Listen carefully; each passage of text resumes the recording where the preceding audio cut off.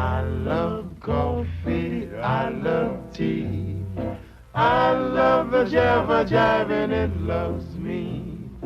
Coffee and tea and the jabber and me. A cup, a cup, a cup, a cup, a cup. Boy. Happens Could from time to not tell time. you. Okay, hello. Hello, ladies, gentlemen, everyone, and everyone in between. And I hope you all remember to set your clocks. Yes, this No, is you never mentioned the ones in the margins. I may have to try to do that. Yeah, I may have to come up with that because we are leaving. I am leaving some people out when I do that. Am I not? Well, yourself, you're quite marginal. There you go. Well, that's to say the least. Oh my! And yes, here at Coffee with Lavender, we also have the one, the only, the brilliant, the beautiful Kate Farr, Bionic Dance. Hello, my dearest. How are you? Oh, I guess I'm all right. I'm waking up. You know how it is. You don't necessarily want to, but the sun insists, and so do the hungry cats. So here I be.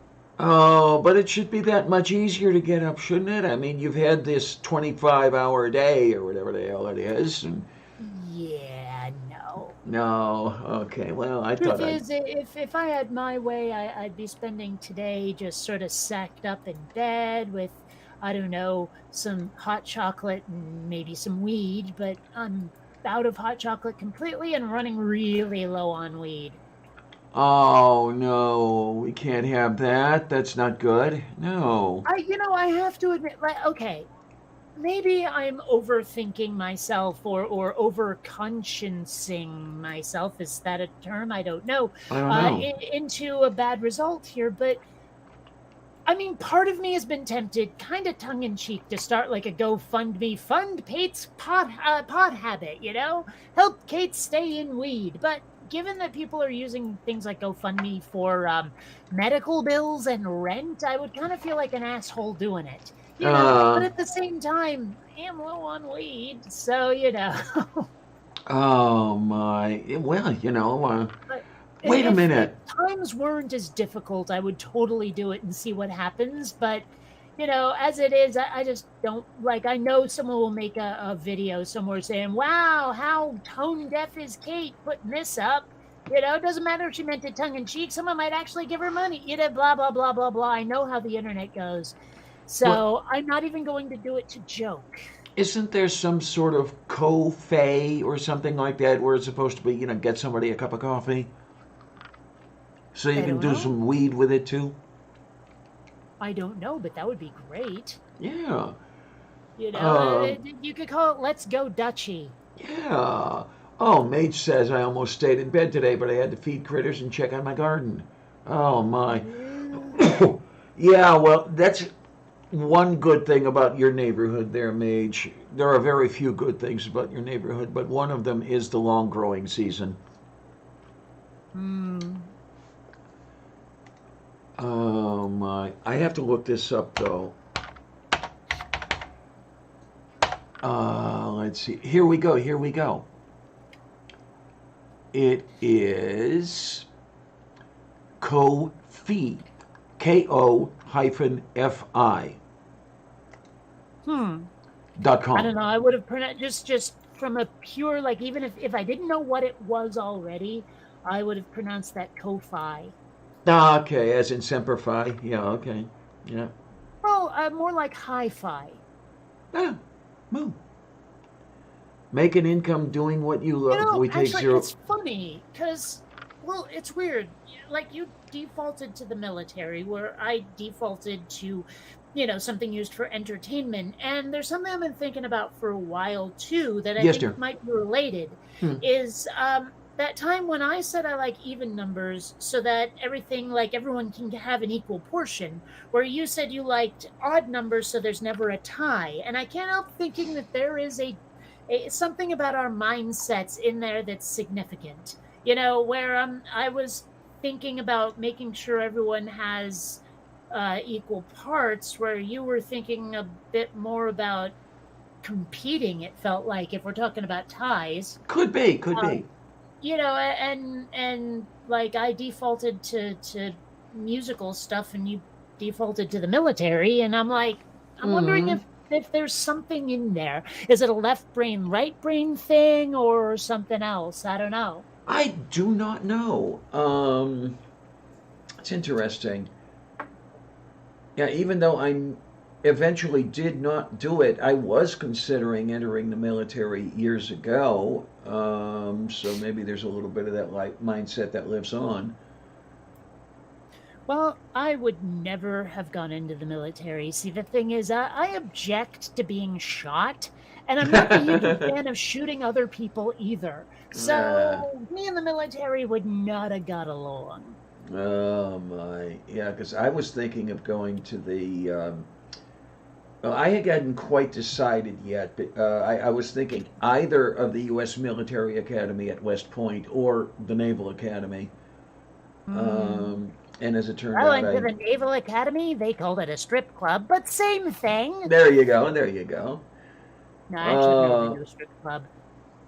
oh, I've been to a few of them, and what's really fun is when you sit there talking with the strippers.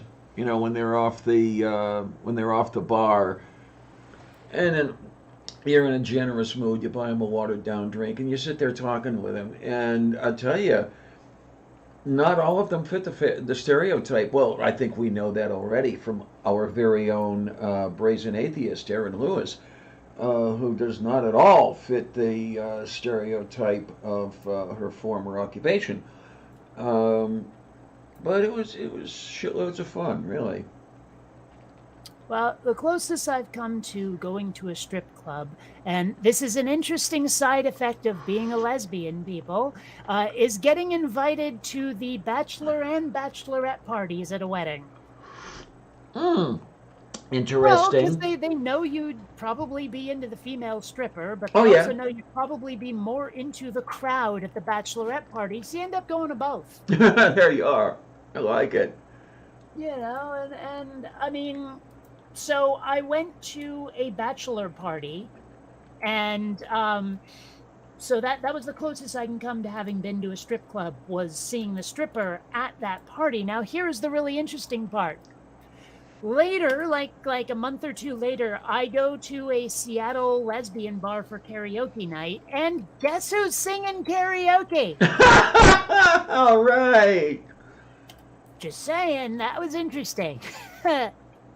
We didn't speak. I just sort of gave her a nod, and she was like, "Oh yeah, you," and that was it. uh, oh my, but oh, look at that. B is here. Oh hey B. And Greg is here, and Mage is here, and Minnow is here, and I probably should be looking at the chat more, but I'm working on some stuff for Quinn Redshift. Like, there's a whole bunch of stuff I just kind of forgot to make at some point, and so now I'm having to, go back and build some of these models. Fortunately, they're for stuff I haven't animated yet, but still. hmm. Well, Mage, there's a little bit of a difference, yeah, between going into the military now and going in when I was thinking of it, because, God, it was almost 50 years ago that I was thinking of the military. I was a senior in high school when I was considering the academies, and that was 1974. It's probably for the best that this whole Space Force thing we're supposed to be having now wasn't around when I was a kid, because I might have joined the military for that. Okay. Mind you, it wouldn't have occurred to me that I would have been able to be one of the pilots because of my eyes, but, more likely they'd say no because I'm a girl. But still, like, if it had existed then, back in the 80s, some part of my brain would have been like, ooh, here's an opportunity. Mm-hmm. But it was not to be. I don't know. The thought that goes through my head when it comes to this whole space farce thing is just one of disdain, really. Um, I can't help but think that it was just what do I want to use as the word for it? Boondoggle? I guess that's a good word. It's got syllables and things like that. I mean, just a whole thing that Trump blew up and wanted. It doesn't serve any useful purpose at all. Kind of like Trump himself. Yeah, there you go. Absolutely. Well, no, I take that back. Trump serves a useful purpose. Comedy is a useful purpose. I don't know, because whenever I see him, I don't know whether I want to laugh or cry. Really, the guy scares me. I say laugh or else you'll cry, but that's just me. Well, I don't know. Maybe I shouldn't say that he scares me. His minions scare me. Is the way it goes.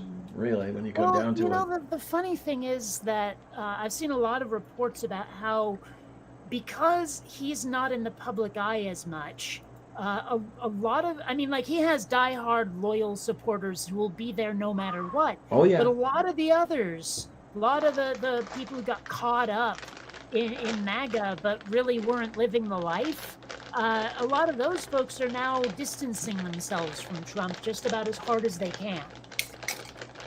I'd like to see some more of that happen. Really, I would. What? I'm not sure if I would or not. I can see utility in Trump being on the public stage. It's just that it has to be used for good instead of evil, the way the DNC has been using it. Because let's face it, Trump fear got the better of a lot of us. Oh, yeah. Not me. Oh, yeah, I was trying like hell to point it out, but it still got the better of a lot of people. And no amount of pointing out that he's really kind of a paper tiger got through. And no amount of pointing out that Joe Biden's going to be another do-nothing Democrat got through. And look at where we are. Moo. And then there's this cat. Hello, dear. Just goes to show people ought to be fucking listening to me more. There you are. Sometimes I feel like that crazy person in the movie who's like, I warned all of you, but you wouldn't listen. I was out there with the placard and the bell ringing saying doom was coming and none of you listened. I don't expect any mea culpas. I don't expect any, yeah, you were rights all along, but damn it, I deserve them. Oh, my. Okay, B says I'm sorry, sir. Listening while getting ready to move my boss. I don't get that. I don't get the boss. Yeah, I don't get the picture there. Are you lifting this person and carrying this person? Is your boss mobile in some fashion? Yeah. My mate says Trump fear still has the better of a lot of people, and I won't be surprised to see it flare up in 2024. Well, I hope I'm not around to see it flare up in 2024, but I have a feeling that it might, it might be in danger of doing so. No guarantees he'll even run, though. Yeah, he wants to. He clearly wants to, but no guarantees he will. It'd be nice if he just dropped over dead, from some insidious disease or something. Well, on the one hand, sure. But on the other hand, I would actually rather see him broken and humiliated first. Oh, yeah. To be sure. Maybe I'm just mean and evil that way, but I wouldn't mind seeing him get his comeuppance. Well, that is one thing that's been lacking a lot lately in this world is comeuppance. People don't get what's coming to them, and they should. Well. I don't know. When are the first of the major participants going to be even indicted in the insurrection? That's almost 2 years ago. Oh. Yeah, I actually just meant people who don't respect pedestrian spaces like crosswalks. Those are the people who need executing. Oh, okay. Well, actually, no, not quite almost 2 years ago, is it? That was January of this year. Yeah, for one reason or another, I thought it was last year. Nerd. No. Well, it almost is. It's weird how it feels like, how time seems to be moving in weird ways lately. Like 2020 seemed to drag, where 2021 is going by so fast. Well, time keeps on slipping into the future, I'm just saying it's weird. Like Yeah, it's perception of time. Actually, it's funny. I was talking earlier today, in fact, although I've been thinking about it for a little while, is just how badly science fiction explains time dilation. And I don't mean how it's represented, and I don't mean like the way it's used. I mean just explaining why it's even a phenomenon in the first place. Sci-fi does a terrible job. yes, it does. Like cuz they expect you to accept it as like hand wavium, as technobabble, um without really just coming out and saying, yeah, you know that whole Doppler effect thing? Well, time now. Yeah. You know, they if they would just say that, it's kind of like when they try to explain to little kids why the sky is blue, and they can't just say, "Oh, yeah, that's the color of air." Yeah, and it's basically what it is. Yeah. You know, they always have to try to explain to these little kids about refraction. And I'm like, you're going above their heads. And it's so much easier when you do it as the color of air. I mean, well, just like glass, when Mhm. you look through a window and you think that the glass is transparent. No, it's green. Look through the edge, for fuck's You sake. know, and I mean, there's others like that. I mean, hell, water isn't blue, people. Yeah. Yeah. Although, how cool would it be if water was blue, people? There you go. You gotta tell them anyway. So yeah, I don't know. It's just something I was thinking about, and I mean, I don't know. It just for some reason it took me a long time to connect time dilation and Doppler effect. Just they never brought it up that way, and it got me wondering, like, because they're saying time is not actually a physical dimension, but it sure seems to behave like one that's moving in one direction. Yeah. Well, when you look at general relativity, yeah, you don't have space, you have space time, and time is the fourth of those dimensions. And shut up, Jordan.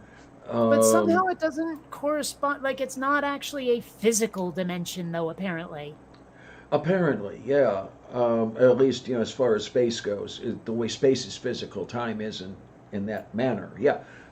although I Um, was thinking it'd make a very interesting story, like a sci-fi story, if it turned out that time was indeed physical, and thus could be manipulated that way.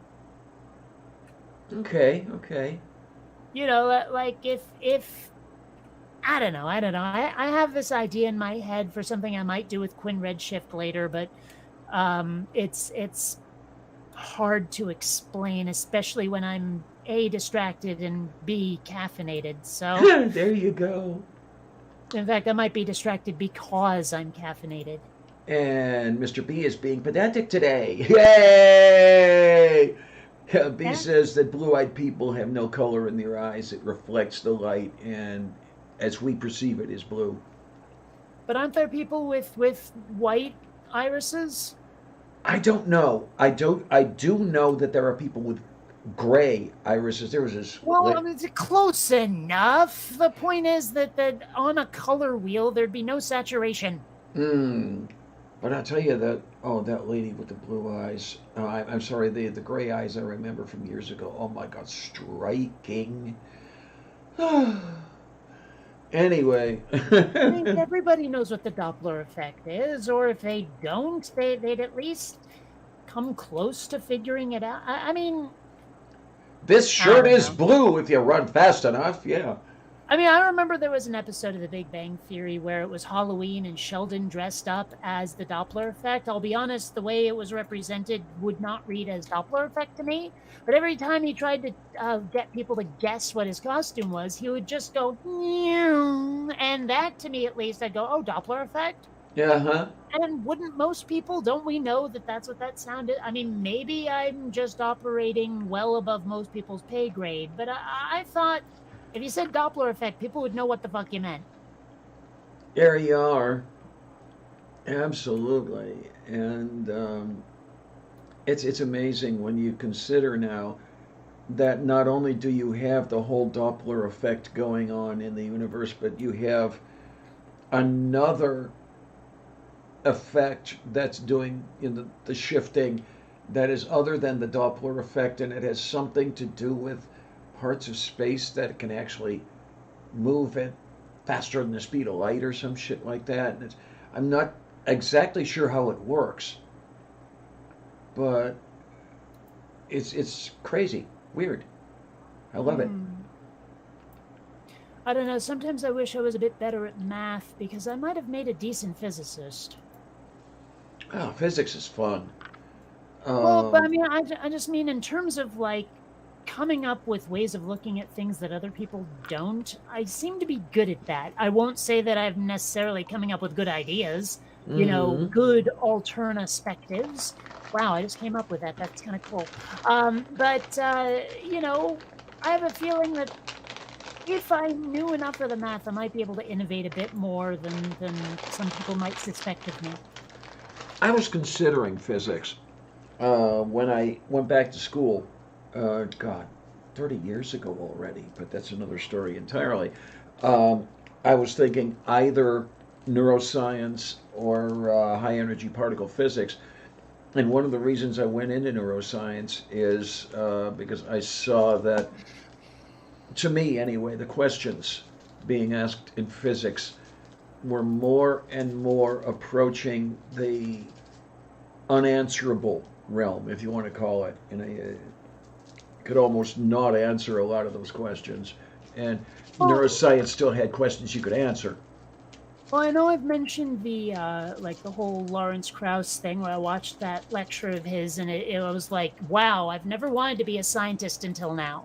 Because I really liked the whole quantum physics and, here's where the Big Bang came from. Here's how you could get a universe from nothing kind of stuff. I thought that was absolutely fascinating in ways that science had never been for me before. Mm. I mean, you've seen that picture I put up a lot about why science isn't popular, and it's because we want one thing and science gives us something much more boring. Yeah, and it makes me so sad that so many people find science to be boring. I mean, exactly the same stuff they find boring, I find fascinating. Hold on. It's not that they find science boring, it's they find the doing of science quite boring. That people might be fascinated with science if it didn't mean quite so much lab work. You know what I mean? It's like, I remember being in school and being in science class and hating it, not because of what we were learning, but because of what it took to learn it. Okay, I will grant you that it is difficult. It is extremely difficult in many cases. It's unpleasant. It's no fun. I mean, messing around with sure, I could point to dissecting frogs as being just plain disgusting. But, fucking around with Bunsen burners and stuff and never really doing anything all that interesting. It was like, okay, that thing that the textbook talked about? Well, here's us doing that. Okay, great. We're replicating someone else's work. Whoop-it-a. And it's not even like we're doing it to accomplish something. We're just learning something. We're not inventing, we're not innovating, we're not, I don't know, we're not even solving a mystery. We're just, I don't know, it felt really grunt workish and I wasn't into it. Well, I do have to say though that the replicating is absolutely necessary. I mean, if something happens once, it could be a fluke. If it is happening 5 or 6 times, okay, then it's more likely that it's the real thing. I don't think anyone's disputing that, but the problem is that it's, we're in class doing busy work. I mean, this is stuff that's been verified and verified and verified and verified and verified and verified and fucking verified. I mean, I think being a little bored with that is justifiable. Of course, Minnow over here says, I love lab work. It's my fave. I have to put my hands on it to figure it out. And that's one of the things I like is that, I learn by doing. I So, learn by doing as well, but I don't want to learn by doing things that involve sludge or slime or organs or guts or innards. That's why I look at something like astrophysics and particle quantum physics, all that stuff. I'm sitting here going, okay, this may be all numbers and all math, but at least nothing's going to drip on or bite me. okay, okay. There's too much getting filthy in science, and I'd rather do some of the more clean science. But robotics sounds like an absolute blast. Oh, you'd love it out here. There is a major, major, major, major robotics center at Carnegie Mellon University, which is essentially down the street from Is here. that what they're making those robot dogs, the really creepy ass ones? I think it might be. Let me look. Um, Let me see. CMU robot dogs. And that robot I ordered like months and months and months ago that was supposed to show up in August might actually get here before New Year's.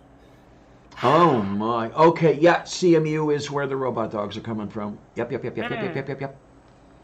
Well, I mean, I don't really know much about the actual mechanical parts, but I'd love to be a robot programmer. Ah, okay, okay. Yep, yep, yep, yep, yep, yep, yep, yep, yep, yep, yep. Yeah, I think that'd be great. there are a lot of made in Pittsburgh tags on Mars. Hmm. Because I think at least a couple of the rovers were designed and built here.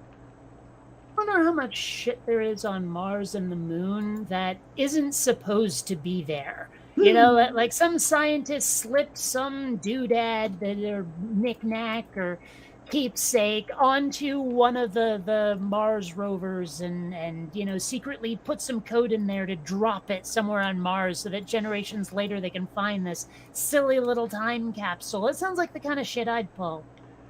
Oh my! I know that there is a timer for a camera on the moon that was not supposed to be there because Pete Conrad took it up there.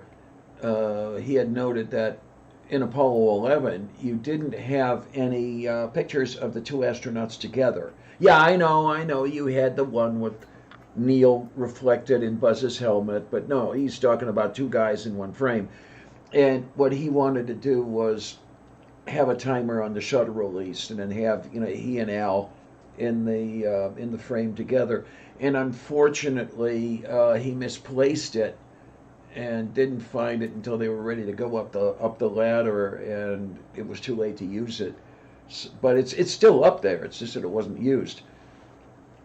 Well, I wonder what. Well, I was thinking about stuff that was a little more like, oh, my dead wife's locket kind of stuff. Mm,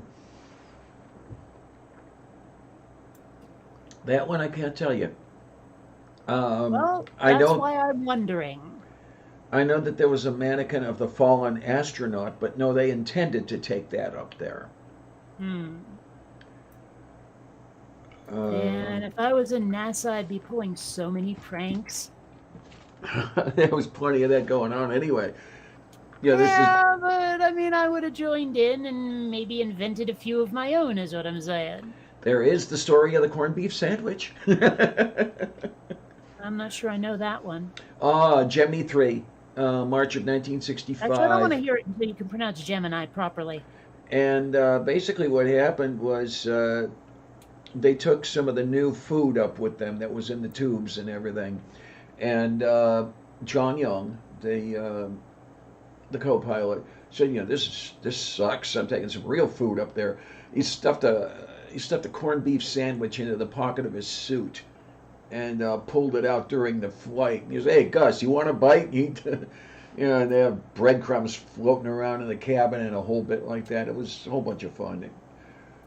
He was not on everybody's favorite list for that one. Hmm. Yeah, I would imagine crumbs gumming up the oxygen Yeah. system. Yeah. Yep. I don't know. But oh my God! And then Wally Schirra taking the harmonica into orbit. during Gemini 6. It was right around Christmas. So he was playing Jingle Bells on his harmonica while they were in orbit. I have an MP3 of Chewbacca singing Jingle Bell. Or no, sorry, Silent Night. Oh, my word. That's got to be beautiful. Whoa, whoa. Oh, it's a little more artful than that. It's you know, like that.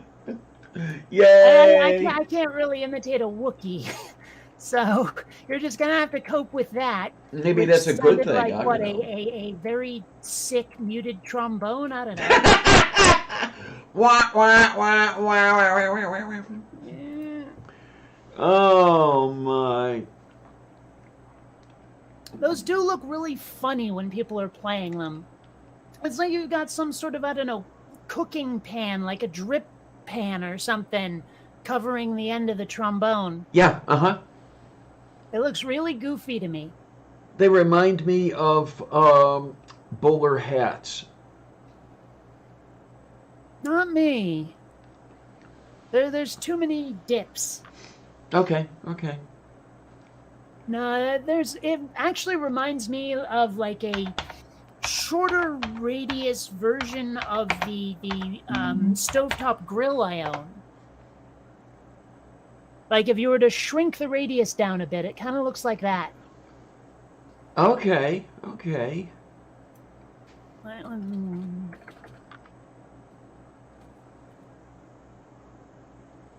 I'm not seeing the bowler types over here. I'm seeing the conical types. Ah. Wow, okay, I've never actually seen how it gets stuck in there. I always just saw, like, usually with the trumpet, someone has their hand on it. Yeah. I didn't realize that it actually got stuffed into the end like an earbud. Yeah, huh? Yeah, they have little cork things on the small end that help hold it in and everything. Well, like, because the one that I've got right here, that looks like some sort of cooking dish to me. Oh, okay, okay. Yeah, almost like a margarine tub, parquet. Yeah, something like that. And, and like, here's the dude with the one on the trumpet. They always kind of look like, here, look at this. This to me looks like it could be.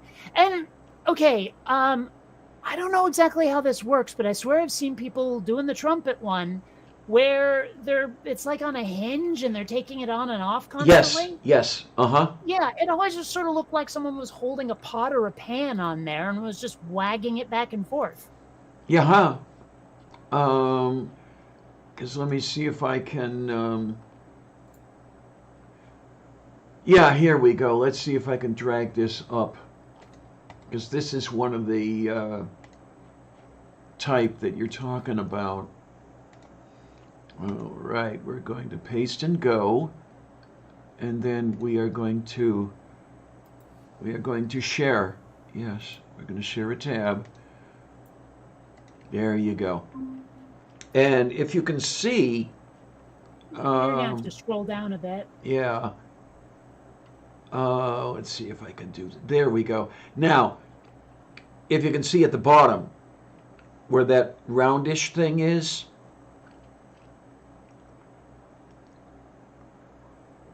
Can you see? Keep going. No, I didn't mean scrolling. I meant keep talking. There's this slightly round, there's this small round thing at the end is what you've got your fingers around when you're doing that hinge thing. Click the other picture. Click the other picture. Like this one? Yeah. Yeah, okay, yeah. Yeah, and then you pull it and you place it and you pull it and you place it. Mm-hmm. Seems like such an odd thing to do, but it does produce a very unique sound. Oh, yeah. Yeah, I'm thinking of Bert Camford and Red Roses for a Blue Lady, where you have the muted trumpet. It's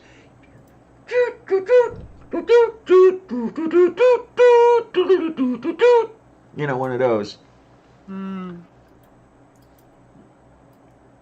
Never was one for like the the show tunes or whatever, lounge music or anything in that, even vaguely in that genre, is just not for me. Okay. Closest I can get is that Leisure Suit Larry theme song.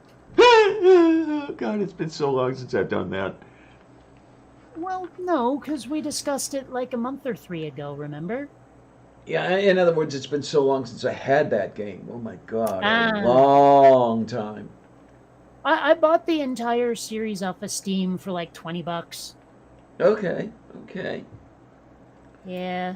Because I It was had there. I had the disposable cash. I figured, what the hell? the original Leisure Suit Larry for the 8088. This is back in what, 86 or some shit like that. And yeah, that was top of the line stuff then. I don't think that can possibly have been 86. Well, I did have it in 86 because it was right at the end.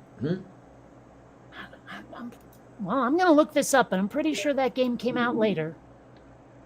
I had it while I was in Cleveland, and well, I left Cleveland in 88, so maybe it was 87 or so that I had it. It was 87.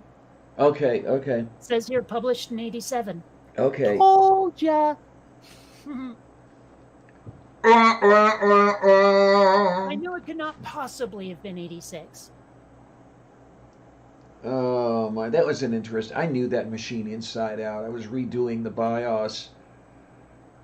I was trying to find a better way to do it than the way that existed.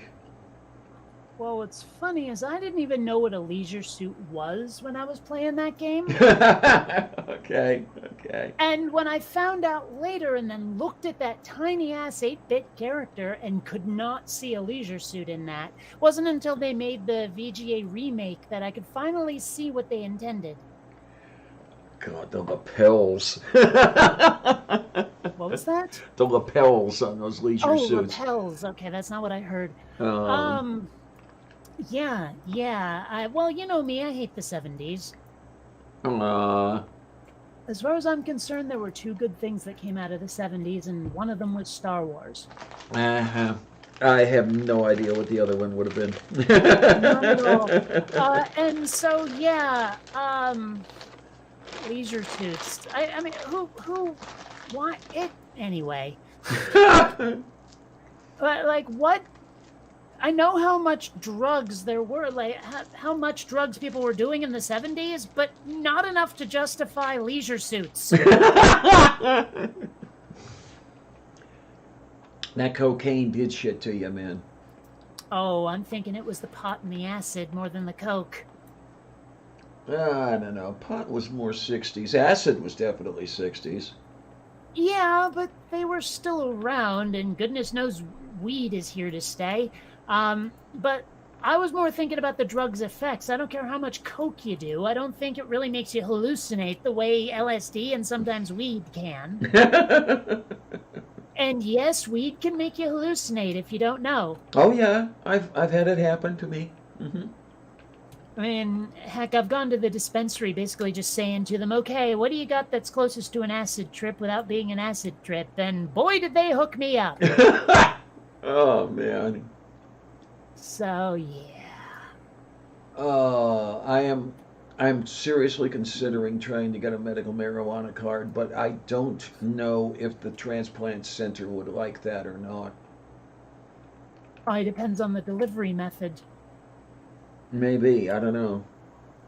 I'll have to ask a bit. Well, there are still some things I need to do before I can get on the transplant list anyway, but I wish I could go back and tell 15-year-old me that, when 2021 hits, you're going to be a bit of a pothead, but don't worry, it'll be okay. There you go.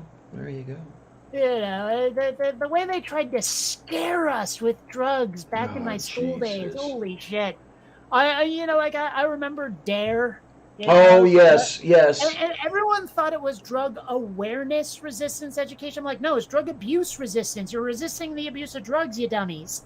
Which clearly all of you have failed at. But yeah, so I don't know.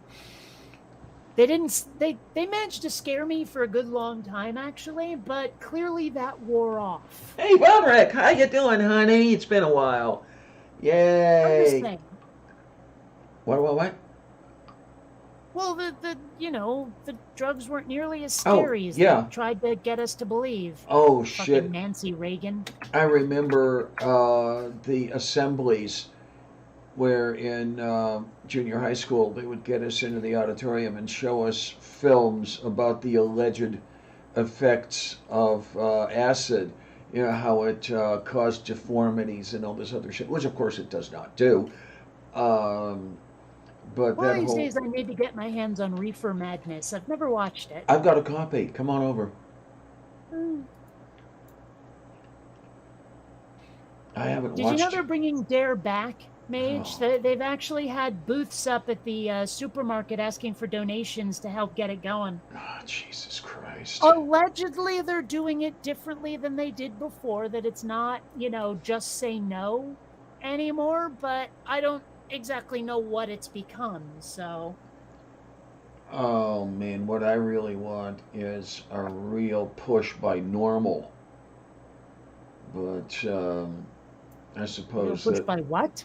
you know about Normal, No. the National Organization for Repeal of Marijuana Laws. Well, it later became National Organization for the Reform of Marijuana Laws. But yeah, they were really pushing for legalization of grass. Well, I wouldn't mind. I I mean, if nothing else, like just the method of purchasing it is right now a giant pain in the ass. yeah, huh? Yep. So, I mean, it'd be because, like, you need cash, number one. It's pretty expensive. There's all these, like, state taxes and shit. I mean, it should just be treated like booze. Well, booze is really expensive when you come to, the Well, I price. just mean in terms of the method of purchasing, the ease of access is what I'm talking about. Okay. I'm saying I want to jump through fewer hoops to get my weed. Oh, Greg Hartwick says that there is a colorized version of Reefer Madness on YouTube. Huh. Oh, maybe I'll go looking for that. Been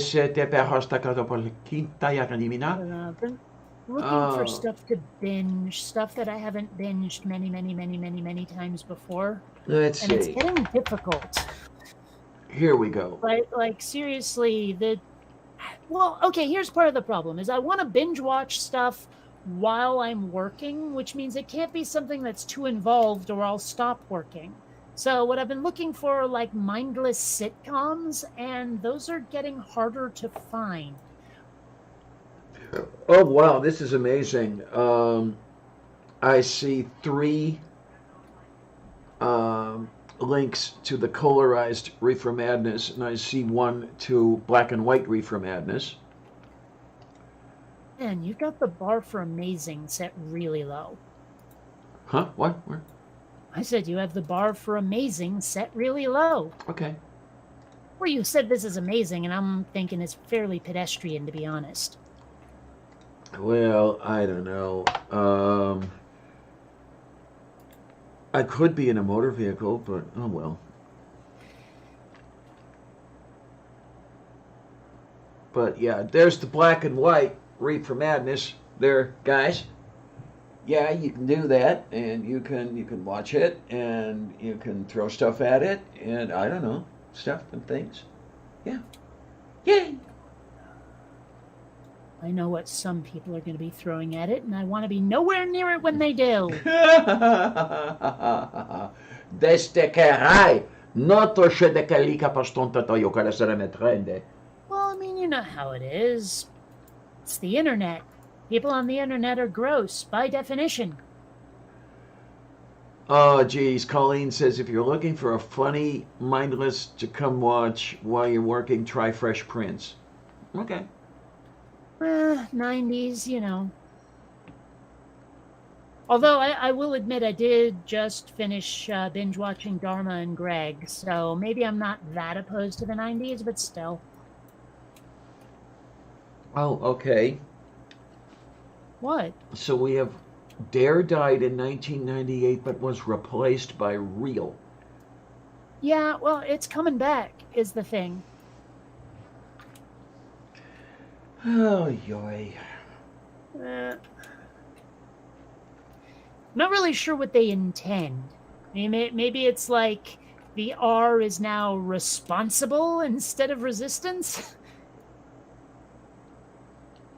Who can tell? And that's what scares me. Holy shit, Von Rick, you saw Reefer Madness in school? Even we didn't see that in school. Wow.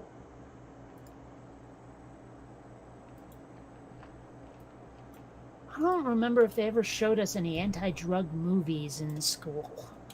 Oh, I mean, yeah, we had The Assembly or two, but I don't think they ever actually showed us like a movie. We had several, yeah. I don't know. Of course, we're talking like, 1966 here, but... Ah, damn it. That thing is always in the way. I gotta find a better place for my microphone. Shut up, Clarion. Yeah. I know where you can stick your microphone. Oh, shit. Oh, well. It only gets worse from here. Yep. Oh, what do you have here? Okay, Minnow says, I'm a few minutes behind, catching up, but according to Wifey's niece, Dare is now about resisting peer pressure and more social stuffs. Fair enough, then. So if you resist the peer pressure to conform and be a good little Republican, that peer pressure resisting I can take. I wish conformity was only a Republican caprice. Oh, I know there's the conformity no matter where you look. Damn it. Well, I don't know. I can't say that conformity in and of itself is necessarily a bad thing. It's just that the people who expect it usually want you to conform to things that are just no.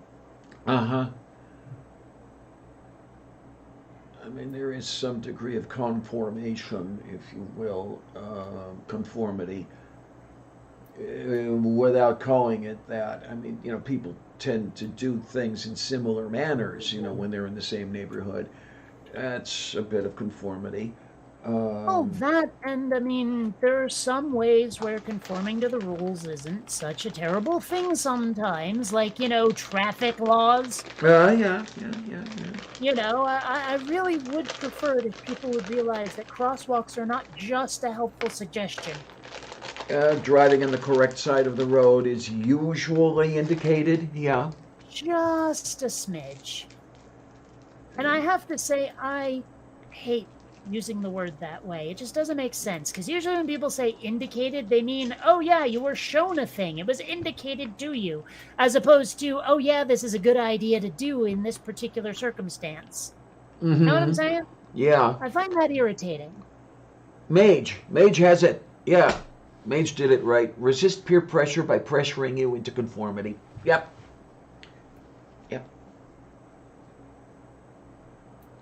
You got it. Oh my, 12:49. We still got some time. Yay, everybody. Whether you know this or not, I'm going to tell you now. Bart Ehrman is doing a presentation via Zoom today, 3 Eastern. And it's on Did Jesus Really Exist? But of course, I intend to watch this. But the one thing he didn't do is specify which Jesus, and I think that's important. Well, it might also be that this is a headline/title, and getting into too much detail will turn people off.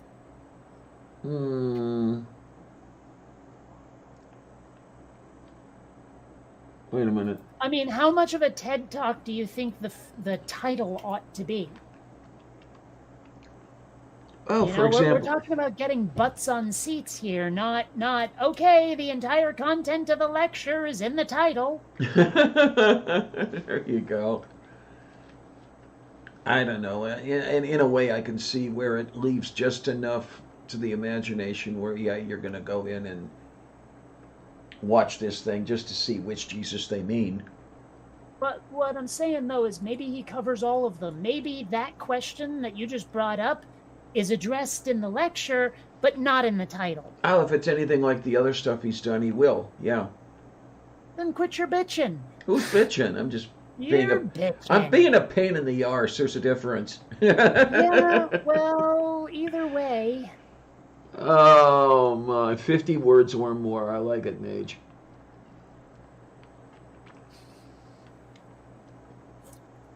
I mean, it's like some of those law books you find sometimes where it's like musings on tort reform in South Carolina from 1863 to 1975, second edition kind of thing, you know? Where it's like, you know, you couldn't have just called it Bob's Lawyer Adventure. There you go. There you go. I'm just saying. My. Oh, yay. Bob's Lawyer Adventure. It's the worst Disney theme park ride ever. I don't understand. This is just me. I know. I don't understand what the appeal of the Disney parks is. Yeah, but you don't also you don't like fiction, frankly. You know, you say you do, but you don't. Because if you did, you'd understand that it's just a big old game of pretend with a special effects budget. That's what it is. It's indulge your imaginative side. It's be a kid again. You know, that's what it is. But every time I try to talk about, even if I just use the word entertainment, you insist on pretending you don't know what I mean because you were entertained by different things. Well, I mean, even when I was a kid, I didn't do the mouse. Well, that's my point, is this park is not geared toward people like you. This park is geared toward people like me. The people who want to live out their fantasies in real life. And by fantasies, you know what the fuck I mean. She got me. Oh, my. Yeah, well, see, the thing is, you're laughing, but I don't think it's funny, because I want to be understood. Oh, no, but Actually, one of the reasons why I had such a falling out with my parents is they refused to even try to understand me. You know? No, I kind of understand, but we did come from different places. Well, yes, but you're saying you don't understand the appeal of the Disney parks, and I'm saying it's because we come from radically different places. Mm-hmm. The Disney parks weren't made for someone like you. Yeah, I mean, somebody like me... Space Camp might have been made for somebody like me. Yeah, whereas I only want to go to Space Camp because of the word space. And, you know, when it turns out to be nothing like Star Wars, I'll be very disappointed. Yeah, because I wanted to live out my fantasies. The only thing, I didn't have the budget to build a spacecraft mock-up, really, you know, a spacecraft simulator. Oh, God, I wanted to do that. If I could have had something like that for an X-Wing fighter... Oh, wait, I did eventually. Okay. I mean, you know, it took a while for video game technology to catch up, but I sure as heck had my spaceship simulator. Because I remember I don't know if it was still around when you were in school, the thing that they called the Weekly Reader. I vaguely remember that. I remember one of them had an article about a kid who built a spacecraft mock-up in his basement and...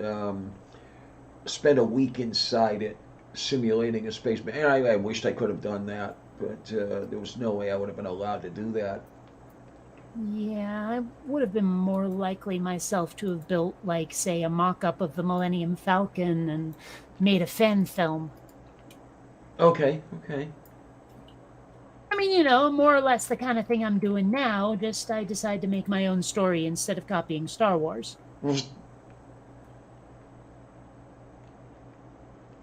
Definite. Yeah, and I certainly don't have. I don't know. It's weird because, like, It's funny, in my head, it sounds almost like some of the religious people who say, oh, I can't imagine walking around not believing in God and looking at this world and thinking it's cold and empty, blah, blah, blah, blah, blah. But I mean, I can't imagine being a kid and not thinking that playing make-believe was the best way to spend your time ever. Cannot picture that. It just doesn't make sense to me. Like, my whole world has been imagination.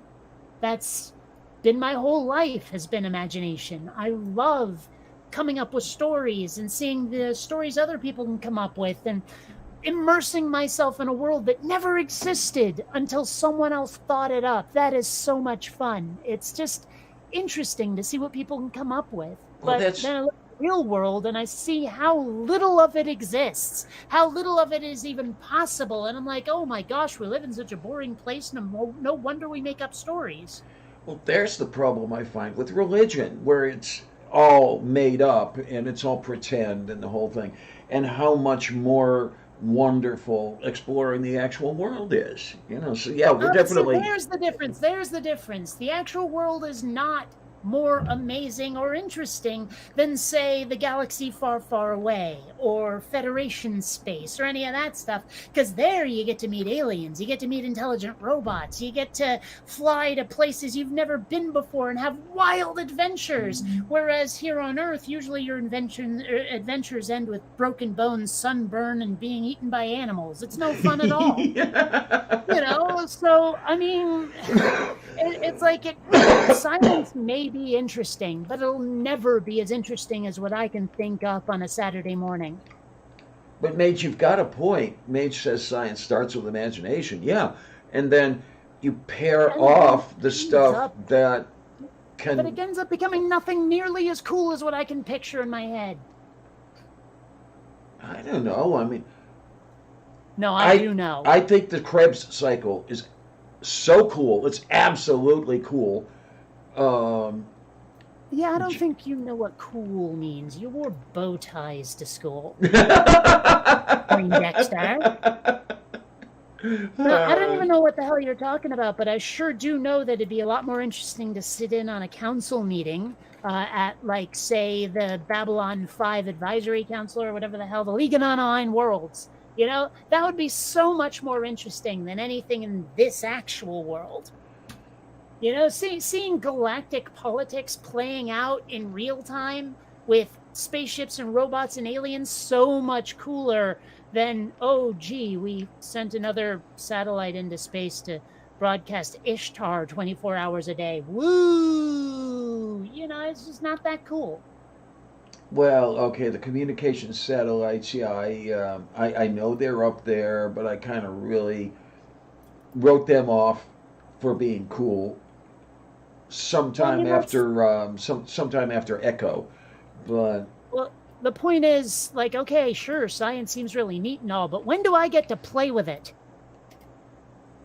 You know what I mean? When is this going to be out in stores? There's the problem. It used to be out in stores, and it isn't anymore. That No, really pisses me off. I think you misunderstand me, because I know you're talking about, like, lab kits you can buy from Radio Shack. Not what I mean. Okay, I well, mean, what do you when are mean? you going to put a product out there that I can play with? When is this going to have a home edition? When are you going to bring out the spaceship I can use? When are you going to bring out the robots I can use? Like, I waited decades and decades and decades for virtual reality. It took forever to finally get here, but now I can play with it. It's the same thing with all the other stuff science keeps coming up with, is they just don't put it out in stores. There's no way to buy the like those robot dogs they're making. We don't have a version of that for home use. Not really. And if we do, it's like thousands and thousands and thousands of dollars. And sure, you might be able to build your own, but I'm talking about, like, fucking going to Walmart and buying one. Well, that's what I was going to say. It is a little expensive to go out and buy Robot Rover, unfortunately. I mean, one could, if one worked at it enough, try to bootstrap one, from. Well, this is my point. When is it going to be in stores? When do I get to play with it? Okay, I don't know when the finished product is going to be in the stores, but there's one of the things between us again, where I'm finding it a lot of fun to design the damn thing from the ground up, and go to Lowe's and buy pieces of pipe and sheet aluminum and shit like that and build the stuff out of it, which is one of the things you used to be able to do years ago, and it's becoming less and less possible anymore. It's to me the imaginative stuff is being taken out of our kids' hands, and it makes me sad. Yeah, well, regardless, I'm just saying is I wouldn't want to go into science because it's way too much DIY. That's why I'm saying, when do I get to play with it? When will it be in stores? When do I get it in a low effort, it's already been discovered and built form? You see? Okay. Because I want to have adventures with it. I don't want to have to do the discovery part. I want to do the go out and use it part. You see what I'm saying? Okay. And science all too often talks big and provides us with nothing. What? What do you mean? Let me read this again. Okay, Mage. Mage says, going to make some Cheetos mac and cheese with powdered cheese that I'm pretty sure would register on a Geiger counter. God, that sounds like one hell of a lunch. I've eaten those on camera before, or at least I've eaten them during the show before, and they definitely glow in the dark like you wouldn't believe. Wow. Okay, then. I mean, let's put it this way: a highlighter marker is looking, going, tone it down, man. That's a bit flashy. Seriously, they're that bright ass orange, Oh my word. Donald Trump is going, I might look a little pale compared to you. That is moo. That is definite moo. Now, what I have to decide is, do I want to get another cup of coffee? No, you don't. I don't. Or okay. rather, you may desire to do so, but you don't want to get it. So I will get it even though I don't want it. What I mean is that in the long term, you probably shouldn't. No, that's true. All of the things I do are things that I really shouldn't do. So it would seem. Shakakaite. I mean, given some of the ways you've described your diet, I'm surprised this hasn't happened earlier. I was more robust than I ever imagined. Yeah, well, I don't know. It did seem like you were determined to commit suicide by food. That's what happens when you're raised by Eastern Europeans. Well, I'm glad I wasn't, although, to be perfectly honest, I could have had better parents than I did. That is true, Von Rick. Very true. Yes, Von Rick says it is not science realm to build for the public what they figure out. Since you live in capitalism, everything is only brought to you if someone finds it money-making. Fascinating is rarely considered. Yes, that is indeed true. Yeah, it's all the profit motive. But most of what I want is stuff for entertainment, is to literally play with it. And so selling it to people would be a good idea because they want it. Demand is there for it. Well, I don't know. I guess not enough want to play with it if they're not buying it. That's the thing. Well, I think part of the problem is that marketing departments don't really know what it is people want. I mean, how much have we spent, how much time have those of us who are into this stuff bitched and bitched and bitched about movies these days? I mean, it just seems like Hollywood has decided we're going to keep giving you this, and this, no matter how much you tell us it's not what you want.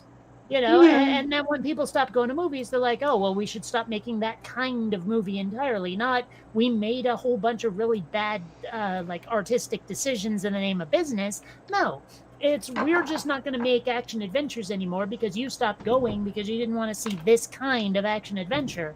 They assume the whole genre is dead rather than, oh, we fucked up. It's really difficult to get what you want when the focus groups are claiming you want other things. It's really frustrating. Well, yeah, I'm with you there. And I don't Oh, know what it is exactly.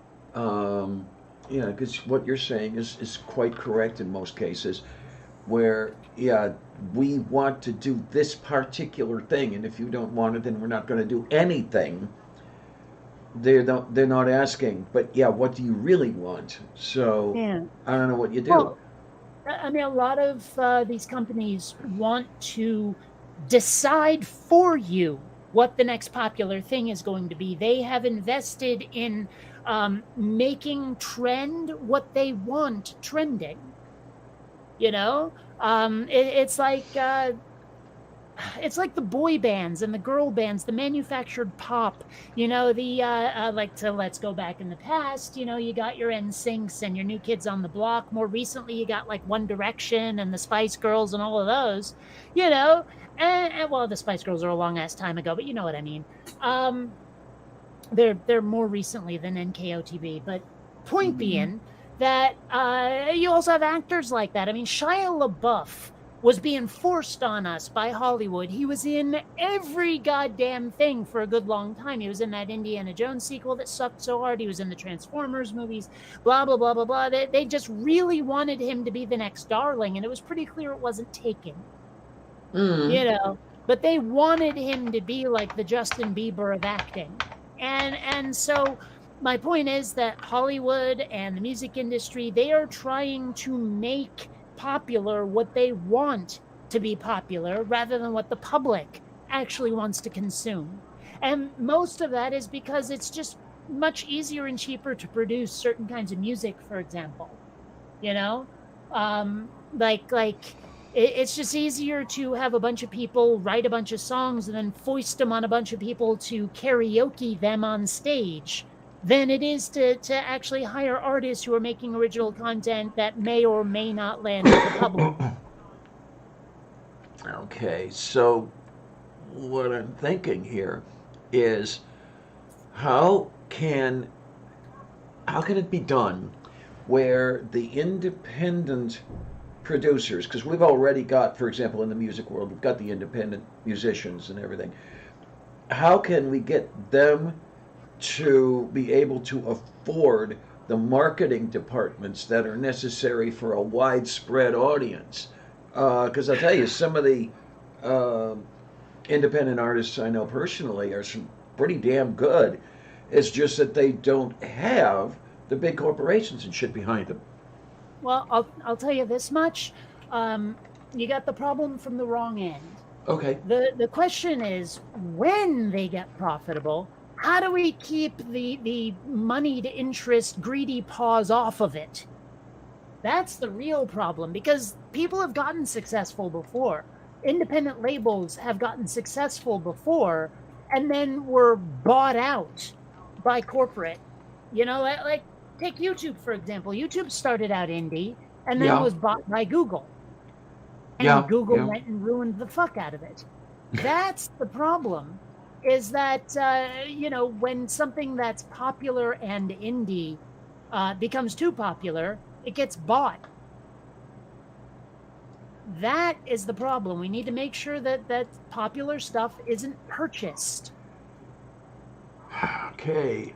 Now, I do see a little bit of a problem in the sense that, in some cases anyway, the original producers don't have the budget necessary to make their creation fly, and you do need that corporate money.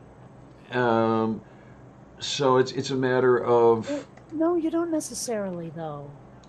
okay. Some of these companies got successful in their own right without any corporate help, but they were offered like corporate moneyed interests. Big megacorps came in and made them an offer they found too hard to refuse. Is the problem? Is like these people, these independent like labels or whatever, need to be able to say no. And a lot of them either don't want to say no, or they try to say no, and then the people to whom they said no came in and ruined them financially, used a bunch of dark tricks, behind the scenes stuff to basically make that company persona non grata until they had to sell.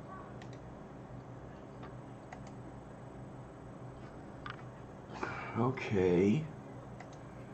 So it really does come down to, how do you make sure that these shenanigans don't happen?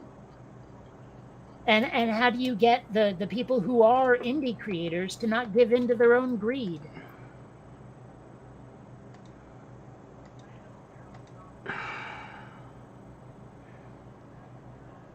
Okay, so hang on. I'm having a little bit of a difficulty here because this thing is being not good at me.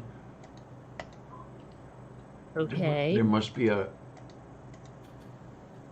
There's got to be a key depressed that doesn't need to be depressed. What's going on? Oh, this other screen that I have over here is opening Windows all by itself. So, yeah, something is definitely not right here. But anyway, okay, so let's close that immediately. Maybe I've got it going right. Maybe it's working correctly now. Yay!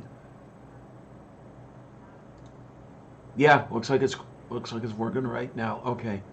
Yay. Anyway, point being is that the only way an indie label can keep going like that is if it can be successful without being crushed by a megacorp, and the people in charge of it don't decide that they need a nest egg. That maybe they'll be satisfied with the slower burn of this company they've created, rather than taking a massive payout from a larger corporation. Okay. That's pretty much the only way it can possibly be done, I think. And I have to admit, I don't know how to get a good outcome out of that. Yeah, I don't know how to avoid the problem you're describing. Well, I'm not 100% certain it can be avoided. I mean, unfortunately, human nature is what's getting in the way, and if you remove the humans, there's no point in having the company. Oh my, but, well, oh well, what can I say? Well, you know, there's rarely a good solution to anything, is there? Many times I don't even think there's an acceptable solution, but what the hell? Well, it is nice to find one, though. I mean, every now and then it comes up. It just depends on what the problem is that you're discussing. Okay, disgusticating, yes. Oh my. Now that I can plug this thing in over here. There it goes. Yay. Yay, yay, yay, yay, yay. Sure.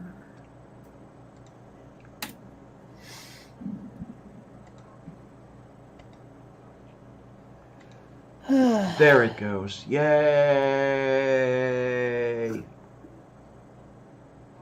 Oh, hey, there's more left in this cartridge than I thought. Oh my. I think. It's hard to tell. They've started putting this, like, sort of watermarking on the weed cartridges, and it's hard to tell where the bottom is anymore. Okay, okay. Well, because, I mean, there's some, I'm going to call them electrodes, I guess, some, like, electronic plates that have to touch together in order to produce the heat for the vape to come out. And that takes up some space at the bottom of the vape cartridge, and it's hard to tell where that ends and the actual container for the oil begins. And so it's a little difficult to know how much is actually left inside the cartridge. I'm hoping that made any sense at all. I think it did kind of, sort of. Little bit this, little bit that, and it's good for you and it's good for me. Yes. I mean, it's not so important that I'll pull up a picture of a vape cartridge and try to show you, but still, I like being understood. Yes. Oh, okay. So it doesn't have the thing yet. Okay. I'm thinking the thing over here because what the You're heck? not helpful. I know. Now I am looking for Zoom. Is what I'm doing. Ow. Okay. Not even sure where that comes from. At some point, like ow instead of o became part of what I say, but I don't know where I got it. I think it's from a cartoon, but for all I know, it could be something from my childhood that surfaced while I was asleep, and it just popped into my, I'm going to say lexicon, but I don't think that's the right word for it. Oh, my. I don't know. It became a habit, and I don't know how. It was a long walk for a short drink of water, but that's what I'm trying to say. Wow. Download Center. Zoom client for meetings. Download ARM client. I didn't know that anybody ran ARM machines anymore. God. Well, I imagine, like, in one of those centers for amputees, they must. They must, yeah. Also, when are they gonna finally catch that Benghazi guy? Yeah, I don't know. Benjamin Ghazi, yes. Yeah. And his wife, karaoke. Yes, yes. It is Og, it is Foo, it is Boo, and it is There's so Cool. many words and names like that just sound like they're built out of other names and words that they're totally not. But it helps you, lets you make jokes out of them, There it goes. Oh, and you got my, the oh, old my. standbys, Hugh Jass and all Yes, those. yes. Amanda Hug and Kiss. Yeah, huh? You know that one? Yep, that one. Yeah, some of those are really old. You don't hear that one that often. They were ancient when I was like minuscule, and now they're even older. Okay, we're gonna run that. Oh my, everything went boofoo. Okay. There we go. We are installing Zoom. Oh. Zoom! Yeah, I'm not sure I actually have the Zoom client loaded. I think I just go to the, like, whenever there's a web link, it just sort of temporarily loads Zoom onto my computer for that meeting, it seems like. I might be wrong. I might actually have it loaded, but I think those are two delivery methods, and I probably would have chosen the one that didn't involve installing an app.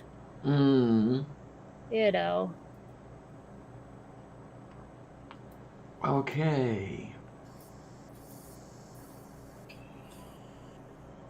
So we're going to have a look at that, and let's see if it works eventually. Yeah. I like that idea. One thing that it has taken a very, very, very long time for me to get out of, like a certain mindset, was thinking that I'm about to fill up my hard drive at any moment.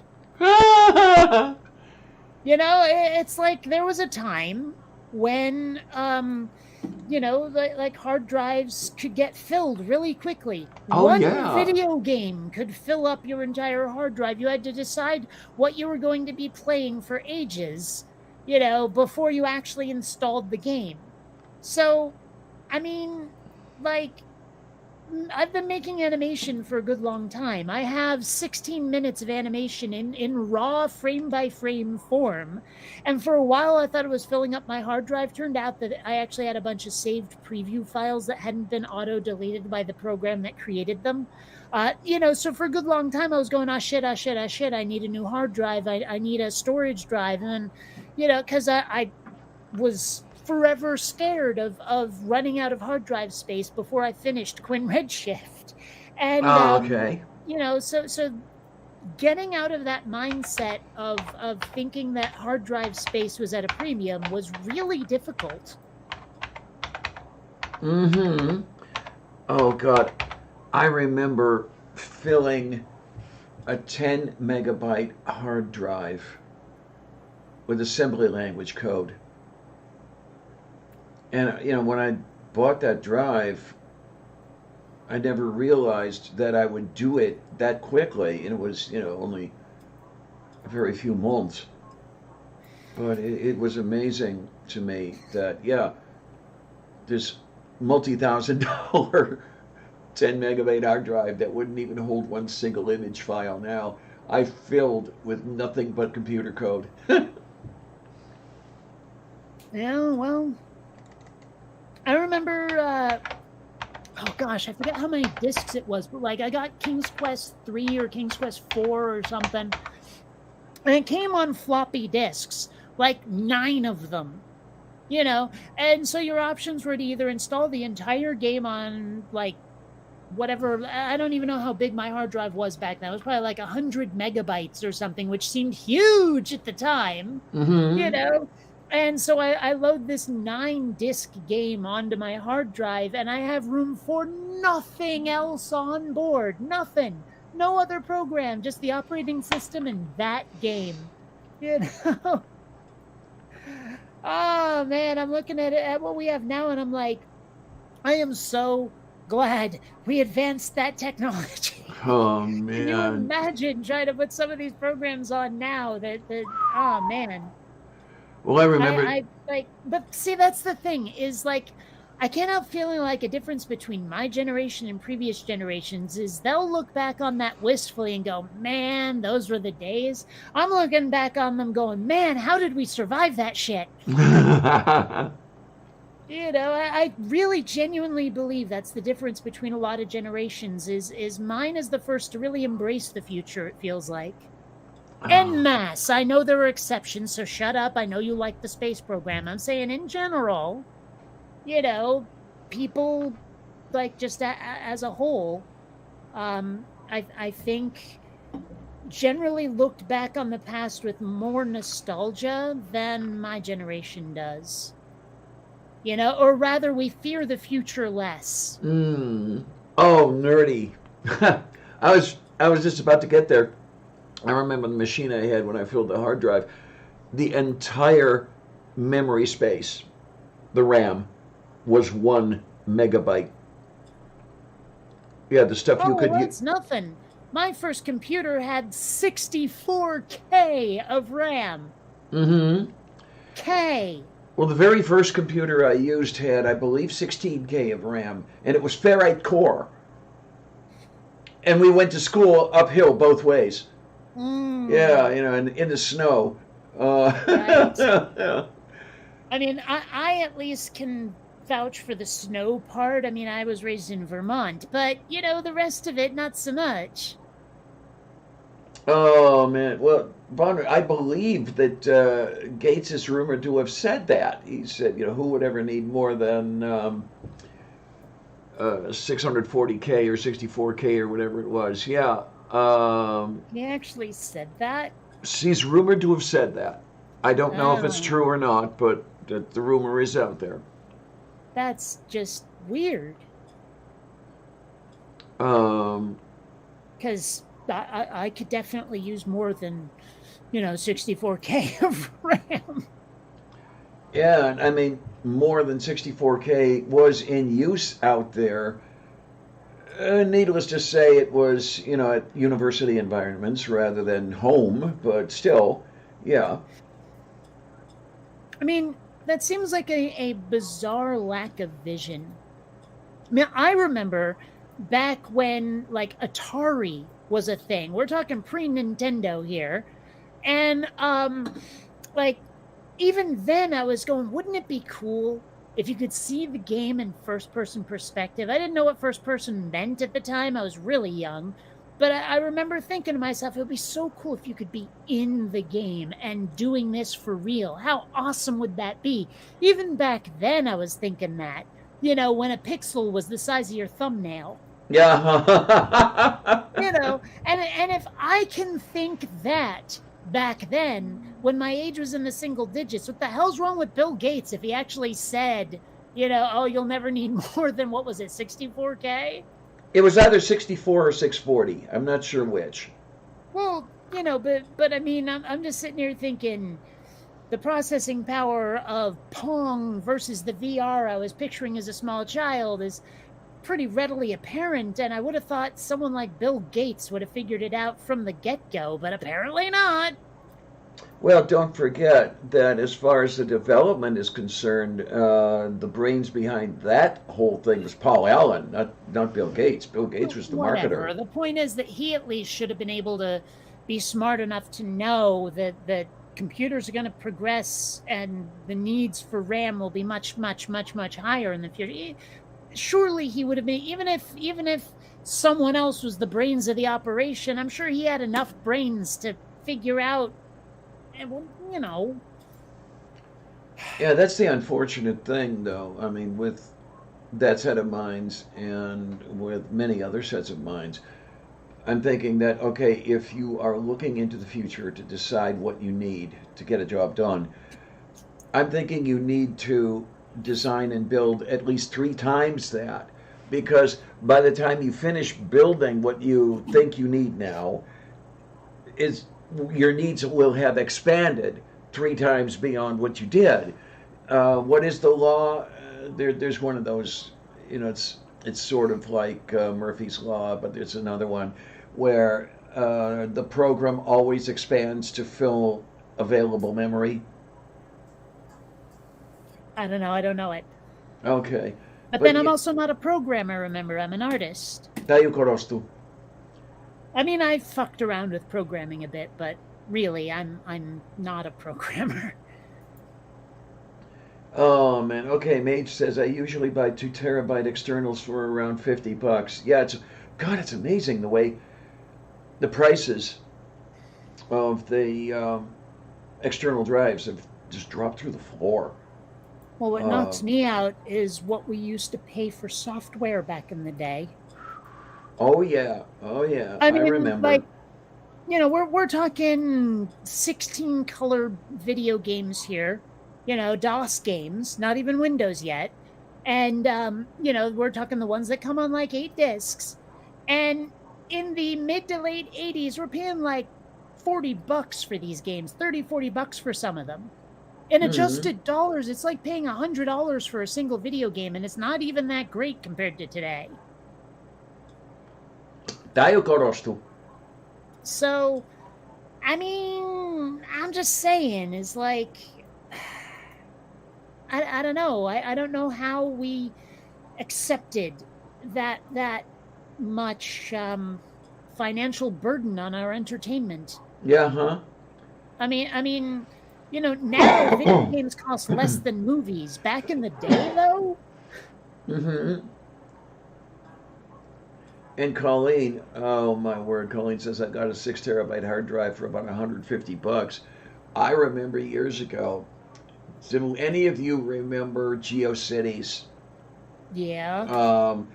They were all proud that they had set up 1 terabyte of storage on their entire, server farm or whatever you want to call that. And Wow. It was the size of a city block basically, and cost multiple millions of dollars and all this whole thing. And you can get 6 times that now for basically the price of dinner and a movie. Well, I mean, hell, the vape battery I'm holding on to right now probably has more computing power than what they took to the moon. Oh yeah, easily. I mean, that's weird to think about because you just press a button and it heats up your vape stuff. Although it does have like an automatic cutoff for when it's charging so that it doesn't ruin the battery. It has like multiple modes that you can turn it into, for like different temperature settings and different release rates and stuff. So I mean, it's a fairly sophisticated piece of technology that's like about the size of I don't know, a chapstick. That is probably more complicated than a spaceship. How fucked up is that? That is totally Agfu. It is definitely. I mean, my damn little flip phone over here, which is definitely obsolete by now. You could have sent Apollo Crews to the moon and brought him back 10 times or over with everything that's in one of these things. Yeah. Oh, Um, to what Mage is saying, have you seen the price of dinner in a movie these days? Hell yeah. I've actually gotten to a point where I would rather buy the movie on disc than go to the theater because it's cheaper. yeah, yeah. I mean, I was being slightly facetious when I said dinner in a movie, but the Well, and di- dinner's gotten really expensive too, unless you go to Mickey D's. hasn't it though? Yeah, it has. Um, there were a couple of times that I ordered out for a Reuben sandwich place down the street, and they wanted, like $13 or something for the sandwich, Mm-hmm. and that was just a sandwich, by the way. That, not the Coke, not the French fries that came along with it, all this other shit. Um, so Well, what's yeah, really frustrating is when like when something that used to be really simple suddenly becomes designer, and all of a sudden it becomes really expensive to get your hands on even the simple version of it you used to get. I'm looking at you, coffee. Now I didn't drink coffee back in the day because I do think it tastes a bit like malted road tar, but some people like it. And it used to be you could just go out and get a cup of Joe for like a quarter or whatever it was, I and remember even if it those was a days. dollar, that wasn't so bad. But when everyone started going all like, soy mocha latte, frappuccino, blah, blah, blah, blah, blah, all of a sudden coffee became like a thing with a TM on the end of it. Yeah, And, huh? even just an ordinary cup of coffee costs you about the same as a semester of college. So, Yes, yes.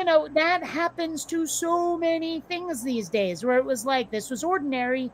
Then, like, corporate got their hands on it and decided to turn it into, like something they could jack up the price on. Oh man. It's like I'm sure there was a time when pumpkin spice wasn't an industry, but now it is. Oh my. Okay, Von Rick And said. because it is, everything with pumpkin spice on the label is now costing about 3 or 4 times as much. Uh huh. Von Rick said I just went to my first movie since COVID times to celebrate his husband's birthday. Movie for two is $30. Then if I buy popcorn and two sodas, it's another $30. Please don't Yeah. get me started on the concession stand. Wow. Um. I mean, when I went to a ball game, the Nationals were in town this past September. I went to the first ball game since COVID times, and I think I paid more for the hot dogs and the pop than I did Soda, you for the mean? ticket. Um, and I even got I got a refill on the pop, but I think they Soda. wanted what, $4 or more for each of the hot dogs. Jesus Yeah, well, I Christ! mean that's part of the problem with getting food at a like a concession stand kind of environment is they always jack up the price, Oh no yeah. matter what it is. If you were to find the same thing at a restaurant, it'd probably be a buck cheaper, at least. Mm-hmm. Well, shit, You know. they won't let you bring your own stuff into the games anymore. Really, I mean, you can't even. Well, are they necessarily patting you down for them? Yeah, they are. Really? They changed the rules on the bags. It used to be where, Well, I uh, wasn't asking about the bags though. well, basically, that they quit even letting you bring any bag or Okay. anything. Do they put their hands on you is my question. Now they don't because they won't let you in with anything. Okay, but my point is that if they don't actually put your hands on you, you might be able to conceal something. But how are you If going to you were willing to conceal it give a if you direct can't have answer to a anything direct into which you can question, conceal it? well, okay, so there's limits, but that doesn't mean you can't conceal something. If they don't put their hands on you, if you're not actually being frisked, then the possibility exists to sneak something in, is my point. Well, yeah, I suppose you could put a hot dog in your underwear, but that's not going to be very It also comfortable. it also doesn't have to be a hot dog. I mean, I've thought about, like, what if I go to the movies and it's one of those theaters where, the candy selection is limited. Maybe they only go with one distributor or something. I don't know. It's like one of those, well, we have Coke, but not Pepsi kind of things, right? And if I want to bring in the kind of candy I want that they don't have, and if they tried to call me out for it, and I'd be like, do you sell these? And if they said no, I'd be like, well, you're not losing any money, are you? Because I wasn't going to buy the stuff you have. I wanted this. I wonder what they'd say to that. The impression I get from the way they've done things at places like this recently is, okay, bye. I don't know. I'm not sure they can really afford to lose the revenue, but all right. I mean, in these days, like there was a time where I would have said, well, they can certainly afford to lose one customer, but these days, I don't know. Oh man, because it's crazy though. There was a time when, well, okay, I carry my life in my backpack basically. I mean, some ladies carry purses. I carry my backpack, and my wallet is there, and all the other stuff that I need is there. I almost could not get into the ballpark because of my backpack, but it turned out that, okay, they let me in because I was carrying my medications in there, and that was an exception. Had I not been a kidney patient with the necessity of carrying my medications, I would have been turned away at the gate. Well, I have a tendency to wear clothing that has a fair amount of pockets on it. Like there was a time when I was wearing like BDU bottoms, basically, just for all those extra pockets, like cargo pants kind of stuff, Okay then. And like so there were a lot of places I could put things, and I usually didn't need a backpack. In fact, I usually only take my backpack with me if I'm transporting a computer or planning on going shopping and need a bag. Because these days I don't use the plastic bags at the supermarket if I can help it. I just bring my backpack. Oh yeah, absolutely. Yeah. I do that with the canvas bags. Say, I prefer using the self-checkout. It's just psychologically, emotionally a more satisfying experience. I actually find it kind of tense to like am I taking too much time to get my wallet out? They haven't scanned that little doohickey that gives me the discount yet. Oh my gosh, I have to talk to the guy bagging the stuff unless I'm bagging the stuff myself. It's just too much fucking input. Whereas at the self-checkout, I can take my time, I can do things my way, etc., etc. It's just easier, But if I'm ever forced to go to the register, I absolutely love it when they ask me, do you want everything in the bag? No, just the stuff I bought. Okay. Yep. And, I was at the hardware store a little while ago, like a couple of months ago, and I was making that Back to the Future radiation case thing. Yeah. I was being helped by just this absolutely adorable, like I don't know, what do they call them? Clerks, checkout, assistant, whatever. She was helping me find the stuff I was looking for. And I used that line on her as I was leaving. And she laughed and said it was funny, and she thought some of the other stuff I had said while she was helping me was funny. And I had this moment where I was like, I'm not sure, is one or the other of us flirting? I can't tell. I mean, she's probably like half my age, if not less, but still, I got a slight flirt energy, and I wasn't sure if it was even real. You know what I mean? Yeah. I hate that. I wish it was so much more obvious. Okay. Or at least that there wasn't any kind of element of humiliation in being shot down. That would make it just so much easier. There you go. But really, if she was 25, I'll be shocked. So, there wasn't anything to pursue there. Aww. Well, I mean, I guess if she was into it, I'd go for it, but... I was going to say, I thought you liked him a good bit younger than you. No, I've never been out with anyone who was more than 5 years different from my age in either direction. I've actually never dated anyone older than me. Okay, then. But never anyone who was more than 5 years younger, ever. Okay, okay. Why was I getting the impression that it was more like 10 years? But okay, just a bad impression for me, that's all. Well, I don't know. I couldn't tell you. Oh my. I mean, hell, with my dating history and the women to whom I find myself attracted, I am in no position to talk about it. And I mean, then, I am just the worst when it comes to whom I'm attracted to. oh, Kitty. Like, seriously, the worst. I should find someone who's willing to do one of those arranged marriage deals and pick my girl for me. Who knows what I you'd mean, end with a up little with? thought to it, not just okay, these two are single, put them in a room together. No, no, no, no, no. I mean something a little more thought out than that. Uh, there's a kitty over It's there. like, I don't know. Oh, you know what I need to do though? Oh, let me get up and then we'll do that and then we'll get back down. That's what we will do. Hey, look at that. Which people are these? Who? What? Where? When? I don't know. You said that's what people do. I'm just wondering who. Oh, they've got to be out there somewhere. Yeah, those people. I don't know who they are, but they will make their existences known. Yes, they will.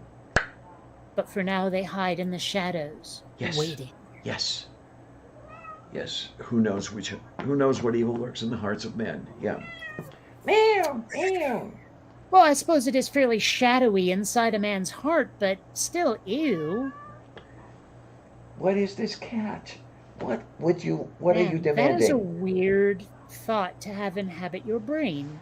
What if like you were inside a beating heart and able to survive it, what would it smell like in there? Like I'm sure it smells different once you've cut it out and exposed it to air. If you're inside a living beating heart, some sort of fantastic voyage kind of thing, and you were able to take off whatever breathing apparatus you had and without killing yourself or choking, take a deep breath, what would it smell like? Okay, now I have to wonder, would it be the aroma that some people report when they get intravenous iron? Intravenous iron. They report Does a it smell rather like pennies? sort of, yeah. It's a kind of earthy aroma that they I report. wouldn't describe that as being earthy. If anything, I describe pennies as smelling chemical.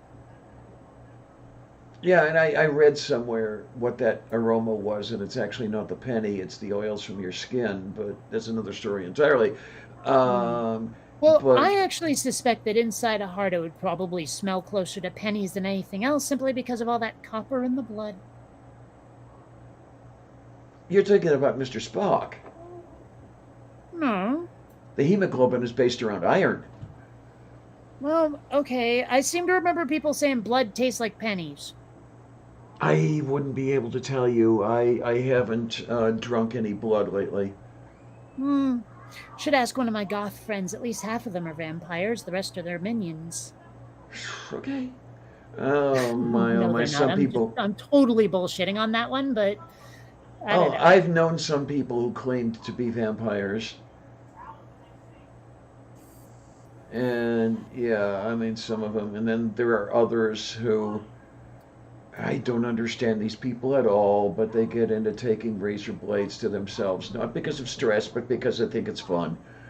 And Yeah, I it's don't like, get that either. You got me yeah, wired wrong or something like because pain hurts and I find it unpleasant. If someone's finding pain pleasant, I mean, I I don't want to say something wrong necessarily, but there's got to be something wired at least differently and less common from the norm as far as pain receptors, I guess. Unless it's mm, purely psychological, I suppose. there you go, there you go. Hi, Kevin Chaos, how you But I can't doing? imagine something that hurts that much feeling good. Hell, I mean, even like the spicy food I eat, it hurts. I don't know Yeah, why it I does. enjoy it, but it hurts like a mofo. Yeah, But for some reason, I like it. yeah. I mean, I read up on it once. It says that the pain releases endorphins or something, but still. I don't know if I could do the really spicy food anymore. I used to. Oh my, I Hmm. mean, there was a day when I could very likely have gone toe to toe with Aaron Ra, but anymore, I don't know if I can do that stuff. I don't know if I could consume a ghost pepper unadulterated, one of those deals. Well, Um, most of the time, my delivery system for spiciness has been food. I won't just consume spice for the sake of it. I'm not going to just power chug a bottle of picante sauce. But at the same time, I mean, I will okay, I would be the one who would go to the Indian food place and order a 10 out of 10 stars. uh-huh, yeah, yeah. I was one of You know, those. but I wouldn't have that spiciness without the tikka masala, though. I wouldn't just say, okay, give me the spice. It doesn't Okay. work like that. I would need to have it in a dish. I mean, at the steakhouses, those people knew me on site. I was the one who would take the straight Tabasco sauce for my steaks, because we went through the one day, which was a whole bunch of fun. The server came by with the steak and everything, and how's everything? And so, could you have a little something a little hotter with the steak sauce? No, okay, brought something out. 3 or 4 times they did this, and they finally came out and brought, okay, how's this? And I put it on my steak, and oh, yay, I love this, great, yum, yum. And the guy he's looking at me, he said, we were taking bets in the back whether you'd eat it. That's straight Tabasco. I said, great, can I have some more? Well, I mean, okay, no matter how high my spiciness tolerance gets, though, I am a sweater. If anything's at all spicy like that, my pores just open up and release every last scrap of moisture I got. Okay, then, okay. It's weird and kind of embarrassing given what moisture does to my hair, but I can still, I imagine. mean, like I've mentioned that Diablo burrito many times, and it wow turns me into like a garden fountain. Okay, oh my word. Kevin Chaos says, years ago, me and a buddy had steak tartare rolled in pure capsaicin. My taste buds have never been the same since then, I can imagine. Is that the Oh, stuff they actually put in pepper spray? yes. Yeah. Ew. Uh, Also, the less said about wasabi, the better. I love Because, there's wasabi. pepper spicy, and then there's horseradish spicy, and never the twain shall meet. Yeah, that's true. That's true. I like the pepper spicy, but the sort of chemical, almost vinegar spicy, not so much.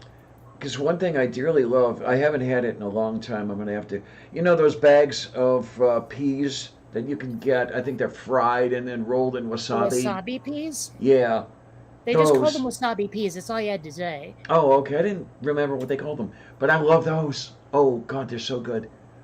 Um, Hmm. yes, yes, Von Rick. I saw that one. Aaron Ra recently released a video of him eating a ghost pepper ramen. Yes. Oh yeah. Hmm. Yeah, I don't know. I mean, it is weird to me that there's a kind of dick sizing that goes around with the spiciness community. Oh Look my. how much I can tolerate kind of nonsense. It's good. I don't know. I But think Von it's Rick, kind of I funny. I think I was one of the first 30,000 to see that video. He amazes me. He puts up a video and 5 minutes later it's got 75,000 views. I don't know. Be nice to get to that point. I'd love to believe some of my animation work can get me there eventually. I mean, when I think about Quinn Redshift and when it's done, and the projects I want to do after, most of them, having learned from this experience, being much, much smaller in scope, you know, and I'd love to believe that some of them will be the kind of thing that can get me a larger audience than atheism ever did. Uh, That's my hope. Although it occurs to me that I might end up being one of those people that I see from time to time where, like, you watched a couple of their videos and, like the recent stuff, you just learned they exist and you thought those videos were pretty good. So you go looking at their back catalog and, like, maybe middle of the first page, second, third, whatever, you suddenly realize, wait a minute, they used to cover completely different shit. The videos I liked are nothing like what they used to do. Yeah, And yeah. then you look and you see they have page upon page of back catalog of other stuff. And so someday, after I've put out a bunch of animated stuff, someone's going to be going through my catalog and go, what the hell? What's with all the atheism stuff? What the fuck? And I wonder how many of them will be theists. Wonder how many of them will go, oh my gosh, I loved all your stuff and now I have to go because you're the devil. Like, seriously, I wonder how much that's going to happen.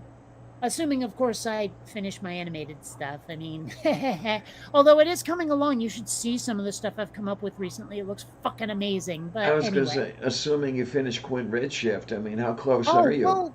Well, the thing is, I mean, even on the days when it just feels like a big old slog and I'm asking myself, what the fuck have I been doing with my life? I make sure to get at least one shot done, or at least a little something, make some forward progress so that when I'm in a better mood, I can actually keep it going. Tayo korostu. But the last couple of, like, I want to say 5, 6, 8, I don't know, shots, the last week or two, I've been making stuff. I'm just like, oh, I am having so much making this, and it looks really cool. I mean, there was something I did there. There's sort of a crash landing at one point, which means a lot of physics involved. And you'd think they decide to simulate. Let's face it, animating looking physics is not easy sometimes, especially if it's a very chaotic event that's going on. But I hand-animated that crash landing, and it looks awesome. You still there? Just saying. Yeah. Oh, okay. You were breaking up a little bit, and then you disappeared, and I wondered if you were still there. Hopefully, you're a little bit better by now. Oh, well. Yeah, it sounds better. Okay. Well, then I guess you must have missed the stuff before, and that's awesome. But what I was saying is that the shot I made looks really goddamn good. Yay! Yay! Yay! Yay! And I had to hand animate it. Well, what the hell? I'll give you folks a little bit of a preview. Ah, ce ne resta. All right, so here we've got. Here we go. These are just pictures, so forgive the speed, but I mean, for a hand-animated crash landing, that's pretty goddamn good. Although there are a couple of frames where I may have fucked up a little. Like if you look at the pistons there on the landing gear, you'll see once or twice they disconnect a little. Like there. Ah, yeah. There just wasn't enough room. So there's time. I may go in and post and just draw that back in on that one frame. But I mean, like, a lot of people would have simulated those physics, but not me. I don't know. You just have to do it the hard way. Well, actually, it's more like the easy way, to be honest, because setting up the physics, especially with those pistons, would have been so difficult. You have no idea. Because so many different things would have to be reacting to each other. I'd have to know the actual, like, mass of that ship, and that kind of thing. It would just be, like, such a royal headache to get right. It was easier to do it by keyframes. Like less time consuming, and the end result would be a lot closer to what I had envisioned. Well, Kevin Chaos really likes what you did. Oh, thank you. Yeah, so I mean, like I say, I've been really having fun doing it. There is something to loving what you do. Yeah, there is. Yeah. I mean, like I've woken up going, oh, I cannot wait to, use the toilet and feed the cats and have breakfast so I can get back to working. Like, I've had that thought has literally inhabited my head on multiple mornings that I just wanted to be up and working. It's crazy pants. And Colleen Yeah, is. Colleen, I do have a bunch of plans for after Quinn. I want to continue Quinn's story as a graphic novel. If I can get some people together who can do improv, I really want to do something with people like animating around an improv sketch where I give people a scenario and they just run with it for a minute or two and see what comes of that. I have another like if I want to do a big grandiose story like Quinn, I think I need to do it in comic form. I don't think I can try to do a big animated thing like this, but I have smaller ideas, little concept ideas that I want to play around with, see what comes of them. I don't know. But I do have some things in my, and of course the head meats thing that I was doing. I hope folks remember that. I only did one episode of it, but I plan to do more. I do remember Where the head meats. Yes, it's yes. basically just this animated character, and she's doing sort of like some of the dad jokes that I do in my head, and just like random streams of consciousness that might seem weird or kitschy. I don't know. It has sort of a what the hell is that called with the stick figure comics, like a XKCD. It's got sort Oh, of an XKCD or cyanide and happiness sort of vibe energy going on. oh. Excuse me. This is an offer you really need to take up because Mage says you could voice a silent character. Well, what I'm really looking for is an actor who can be additional voices. That character is in everything. If you can do a good additional voices impression, I want you on my project. Move beef. Colleen really liked the head meats. I want to see head cheese. Well, you can have as much of that as you want. Okay. I want nothing to do with it. Aw, you're no fun. I don't even quite remember what it is. I think it's like fat of some sort, but beyond that, I don't remember exactly. Well, it's all the stuff they can't sell as is, and then it used to be boiled inside a pig's skull, and it got all the gelatin from the cartilage and everything in there, and yeah, I mean you've got to be really hungry to eat that shit. Well, I doubt anyone just got out a tub and a spoon. I'm fairly convinced it was in things, the way people put lard in stuff. Oh no, you actually put it in a bowl and you ate it. Oh yeah. What, really? Oh It, yeah. it, it wasn't a cooking ingredient, additive, whatever? Now you ate it. You just took a slice of it and ate it. Yeah. Well, it sounds like compost jello. Yeah, basically. Yeah. Bleh. The other It's one. like what is that weird gelatinous dessert that people sometimes bring over that just has weird crap floating in it? What are you talking about? The Jello molds? I guess. I don't know. I mean, I've seen them. I've never tasted one. Oh, just consider yourself lucky. Oh I mean, God. but the thing is, I mean, I swear I've seen like, if not unflavored gelatin, at least largely flavorless, with like olives with pimentos in them and stuff. Like it's not Oh. even a dessert. Oh yeah, absolutely. And The fuck, lettuce man? and pimento and olives, as you said, and all the garbage and celery. Don't forget the celery pieces. It was Okay. horse Probably shit. onions too. I don't remember onions, but I suppose they could have been in there easily. Yeah. Well, it's like someone said, okay, how can we make a casserole look like it's sitting in snot? You got it. And those were all the rage 50 years ago. Oh my word. Well, I'm glad I Everybody wasn't made them. around for that. But I mean, I was living in Vermont in the like late 70s, early 80s. We still got the tail end of it. Oh shit. Oh, the other one we used to get was Tuzzanini, which was Don't know that pickled. one. That was pickled pig's feet. Oh, So couldn't you have just basically, said pickled pig's feet? I know what that is. so instead of boiling it inside a pig's skull, you just you chop the feet off and then you boiled those and then you got the gelatin out of it and then you ate that with vinegar. Uh, Carrion eaters. yeah, basically, yeah, pretty much. Although, And okay, is it not carrion until it's rotting, or is it just carrion if it's dead? I don't know. That's an interesting question. question for the audience. Well, Oh, it's kind my of word. like, at what point does it stop being laundry and just start being clothing? Is it after you've taken it out of the basket, after you've taken it out of the dryer? Is it after you've folded it? Does it have to have gone in a drawer before it's not laundry anymore? Now, I made up a looking here. Um, we've got from dictionary, I'm guessing this is dictionary, definitions from Oxford Languages. Okay. And carrion here is defined as the decaying flesh of dead animals. So I Okay, guess you decaying. need the bacteria going on in there before it becomes Man, how much carrion. worse would it be if it was the decaying flesh of living animals? Wow, yeah. We're talking some like Black Death, gangrene kind of stuff here, aren't we? Oh, yeah.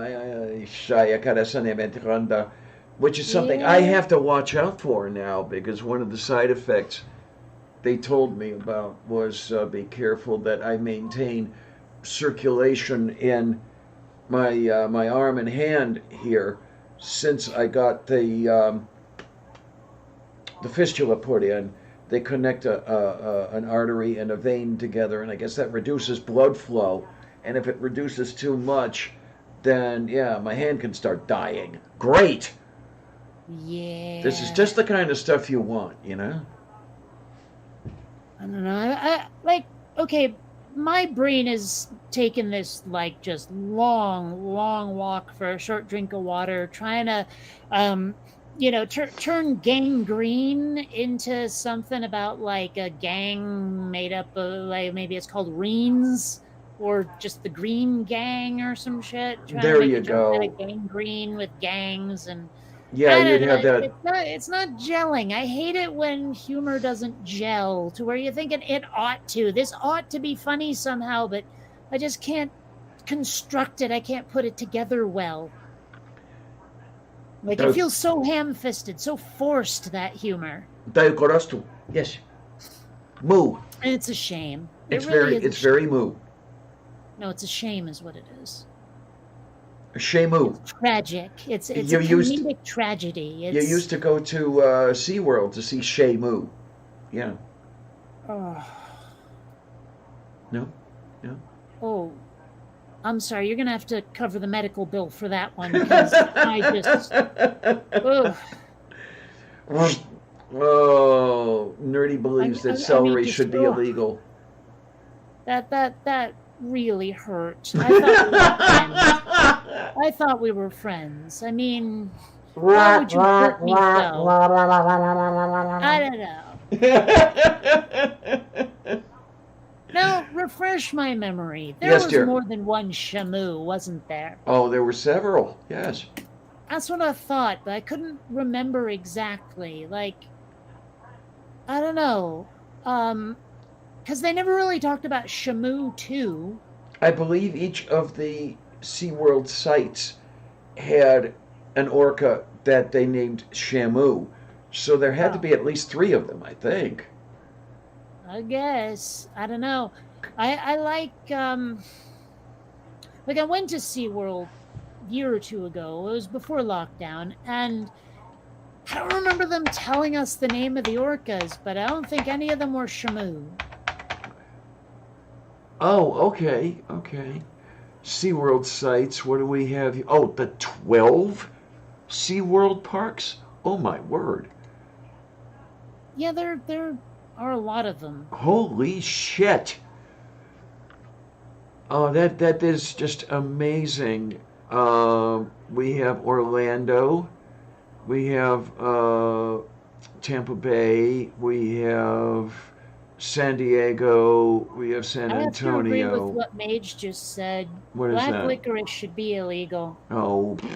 Absolutely.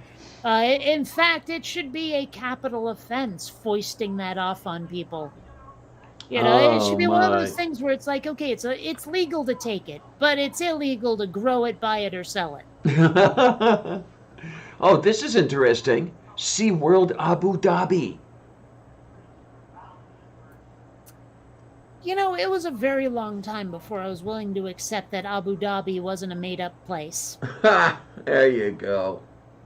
I'm sorry, but the name of it, Abu Dhabi, it just sounds like something Dr. Seuss would have come up with. There you go. You That could know, be right, one Abu yeah. Dhabi, two Abu Dhabi, three red Abu Dhabi, blue Abu Dhabi. You know, the Abu Dhabi in a hat. And I remember I had a Sea World in my backyard for a while. Is that what they're calling it these days? Pretty much, yeah. There was an amusement park near me. Trying to remember the name of it. Chippewa Lake Park, that's it. And then Six Flags bought them out. And at the same time, I believe they bought out the water park that was near there and turned the water park into a SeaWorld. And then everything finally just died. It closed. And it's sitting there abandoned. It's a shame, really. Were you into water sports? Not that kind, no. Oh, see, I enjoyed water skiing, you know, Lake Champlain and all.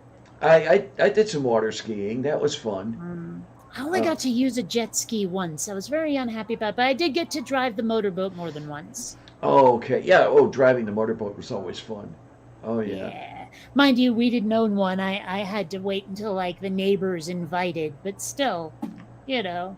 Oh, And we had my. a few friends who had motorboats, but my parents were always the ones who wanted to be in a sailboat or a canoe.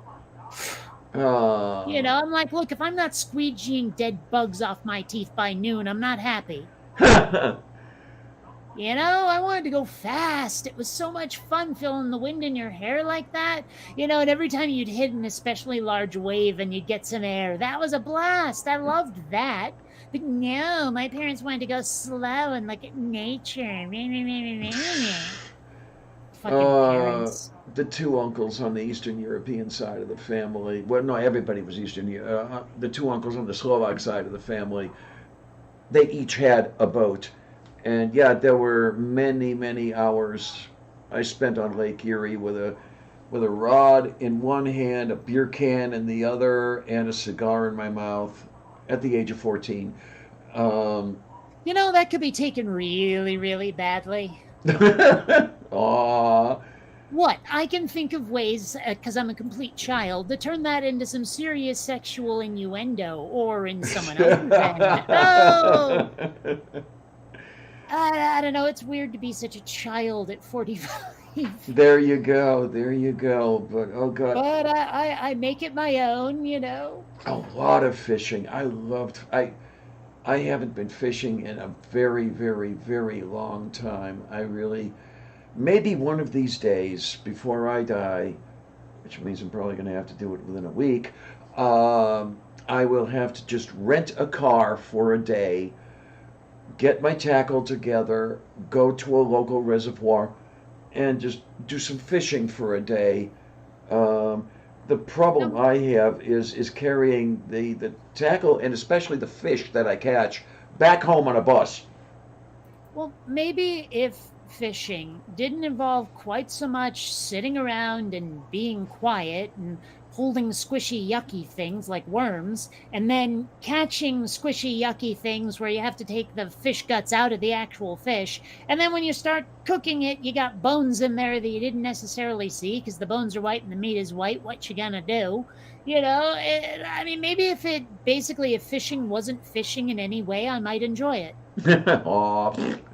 Well, I'm sorry, but there is no part of that activity that sounds like any fun. Now, maybe if it was like underwater scuba spear fishing, where you have one of those really funky crossbows, that I'd do, you know. But just sitting in a boat, thinking, casting the line, reeling it in, keeping on doing it. Everyone's got to be quiet because you don't want to scare the fish away. It just sounds so deathly dull. Okay. Oh, I guess it's still working. The microphone is still working?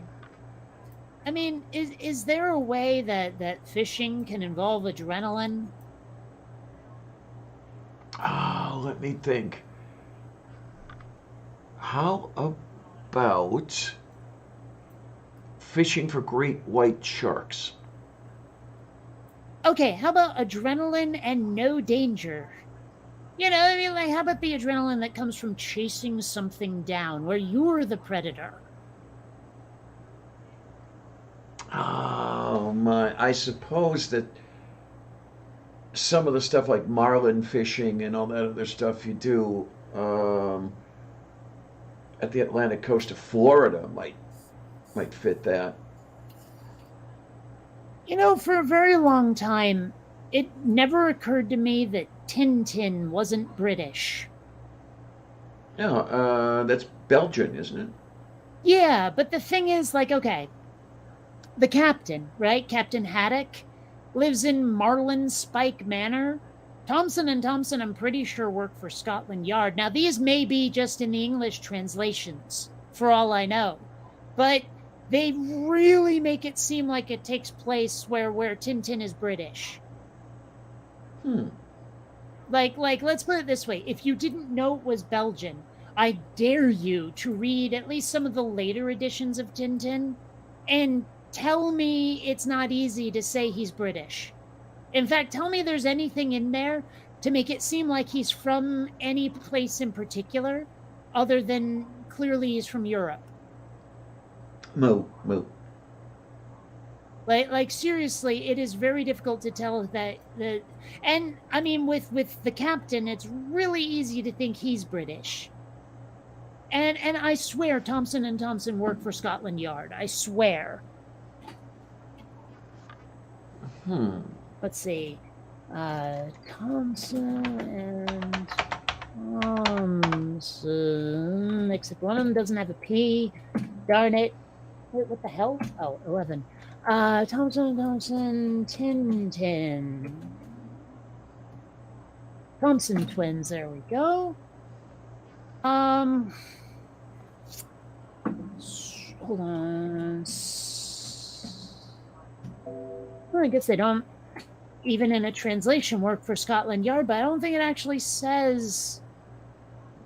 Are they just detectives? I thought they worked for. Hmm.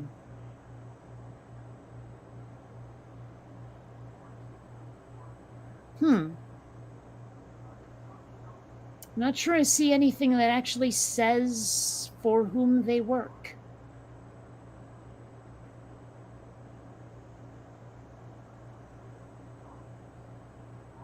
Well, regardless, it gets really, really, really easy to think that they're British if you don't know better. Well, I mean, hell, Marlin Spike, I forget if it's Hall or Manor. I want to say Hall. It looks like just this British mansion. It really does. It has that energy. moo.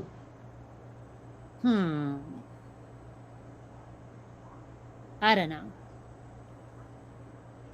I'm looking at the Wikipedia thing over here, and it appears that some of the names have translations from original French. For example, Thompson and Thompson seem to have been Dupont and Dupont. Okay. Then we have Professor Calculus was Trifon to seul. It's funny, it was a very long time before I knew what the word calculus meant outside of Tintin, because I encountered Tintin long before I was even first grade. Okay then, Balcorest. I mean, like a lot of the things that are in fiction that reference something in the real world, I encountered the fiction first. Ah, move beef. Move beef. Yeah.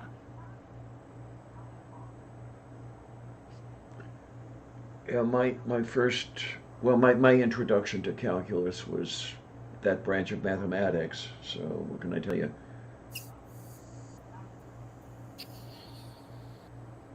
Which was a lot of fun. Well, I'm looking at some of the, because like Captain Haddock in Tintin would say, like instead of actually swearing, he had just that long string of stuff to say. Like billions of blue blistering barnacles in a thundering typhoon kind of thing. And if you want to insult somebody, now I don't even know how to pronounce Bashi Bazook, but I don't know, but he would say that Visigoths, kleptomaniac, sea gherkin, pockmark, nincompoop. Like he would shout all of these things at people instead of like real swear words, and it got to be a thing with Tintin. If you've ever read it and you saw Captain Haddock going off on one of his rants, it was kind of like National Lampoon's Christmas Vacation, where Chevy Chase is going off on his boss, and he has this long string of insults. Okay, then. Let's see. I know to look up. One of them is for Flushing. Will get me to the quote. Because that like is actually used in nearly every John Hughes movie is the term for Flushing, right? But the rant is like he's talking about his boss. He says, "I want him brought from his happy holiday slumber over there on Melody Lane with all the other rich people. I want him brought right here with a big ribbon on his head, and I want to look him straight in the eye, and I want to tell him what a cheap, lying, no good, rotten, four-flushing, low-life, snake-licking, dirt-eating, inbred, overstuffed, ignorant, blood-sucking, dog-kissing, brainless, dickless, hopeless, heartless, fat-ass, bug-eyed, stiff-legged, spotty-lipped, worm-headed sack of monkey shit he is. Hallelujah! Holy shit! Where's the Tylenol?" Alrighty. Well, that and what Captain Haddock said have the same energy, because it would be this long string of just like random ass insults to say. Well, for the love of Saint Gulick. And not all of them are even R-rated, Not all of them are even all that blue. They just sound like they should be. Moo. Definite moo. I'm just saying. Yes. There's a chance Tintin was a staple of my childhood. Tuossa päli. Malinki. I mean, it is weird looking at it now and realizing how just fucking racist some of the early stuff was. Oh, God, wasn't it? But, like I was looking at it, and I don't know how to pronounce the dude's name who made it, Herge or something, Herge, I don't fucking know, but he said that like a lot of that was forced on him early on, and it wasn't until Tintin gained popularity that he was able to tell the people, the editors, to go fuck themselves. Okay, then. I don't know how true that is. It's what I heard. I don't know. It's possible. I mean, in my experience, especially the Parisian French aren't necessarily very nice people. I still say that if people from Wales are the Welsh, then people from Belgium should be the Belch. Testaka, metto patron de palikise. Yes. But, that's probably why I'm not in charge of these things.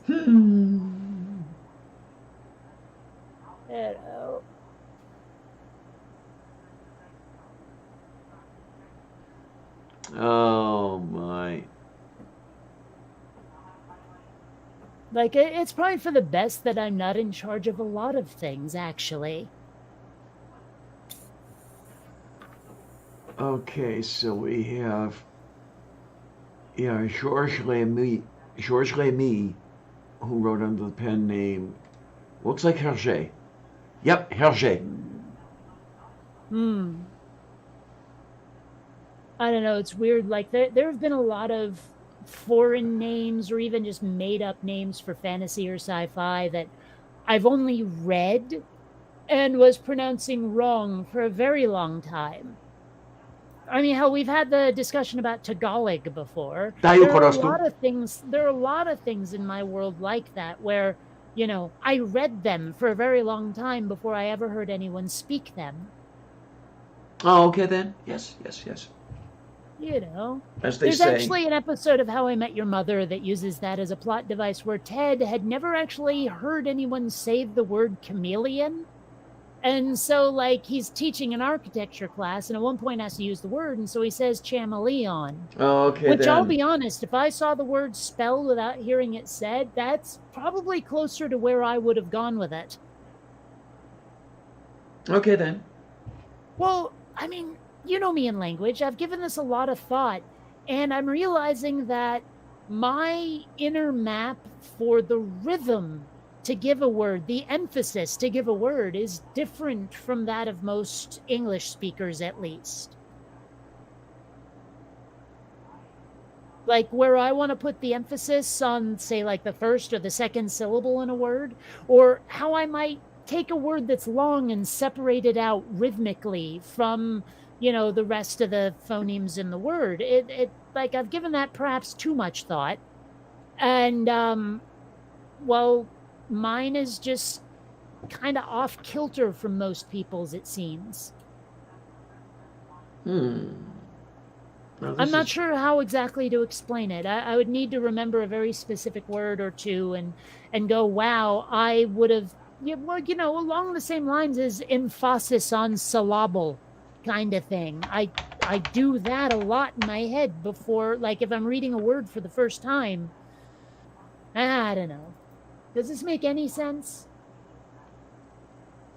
Yeah, a quarter. Maybe not an entire dollar, but a few cents. Oh, Mage, it's funny. You suspect someone's design inspired by Tintin, yada, yada, yada. When I do Quinn Redshift as a graphic novel, I've already made the Tintin font to use. Like, I took a bunch of my old Tintin comics and I scanned them in, I took photos and everything, got all the letters that I needed, capital and lowercase, plus most of the punctuation I could ever think I might need to use, and traced over them with vectors using a font editor and made a font out of it because for some reason, no one else has done it.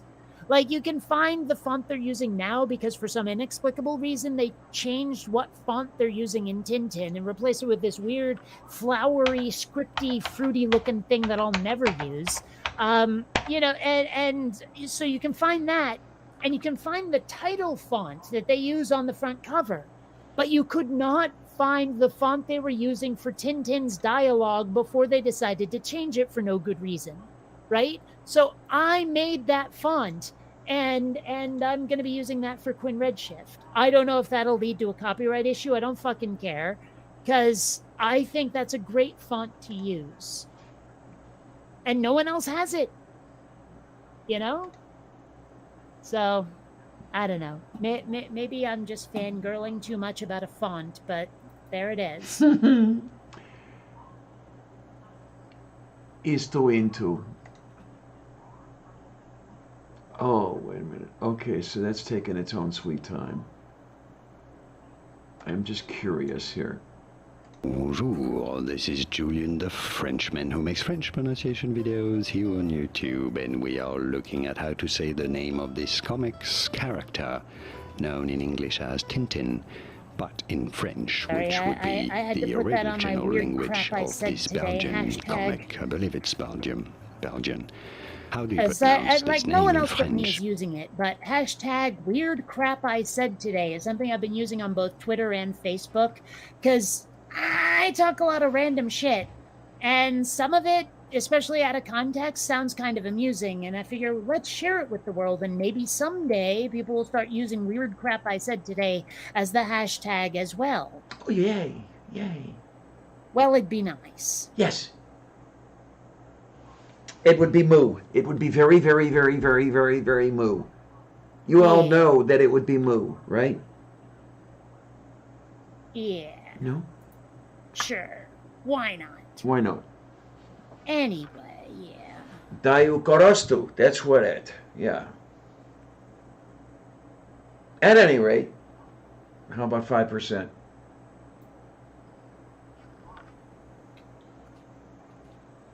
Sorry, what? At any rate, how about 5%? Oh, Yeah, see, I was actually thinking of rate in more of a miles per hour kind of thing. Okay, Like that's okay. where my brain went, was more of a frequency of repetition kind of nonsense, you know.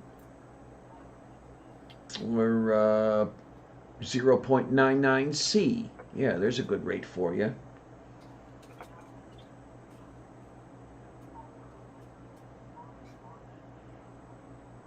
Yes. And celery should not be illegal. Yes, I'm dredging that back Sorry, what up. was that? And celery should not be Oh, illegal. salary. I heard Celery. salary. I heard salary, and it made no sense. No, that's still. No, no, no, no. Celery is yummy and tasty.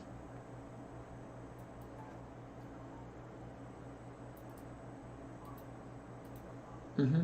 Yes, it is. Celery and kohlrabi and turnips and rutabaga. Yeah.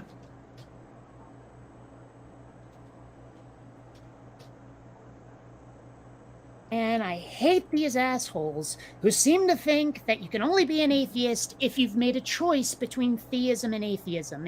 If you, like this person here, being atheist requires knowing what theism is and rejecting that position. No, it fucking doesn't. No, it doesn't. Well, have you been looking there? That argument is getting dredged up again on Twitter. Yeah. I mean, why can't we just leave it alone? Okay. The only way to not be an atheist, the only way to not be an atheist is to be a theist. There is the entire, like, anything that qualifies as a theist is a theist. And then there's the entire rest of the universe that doesn't believe in any gods.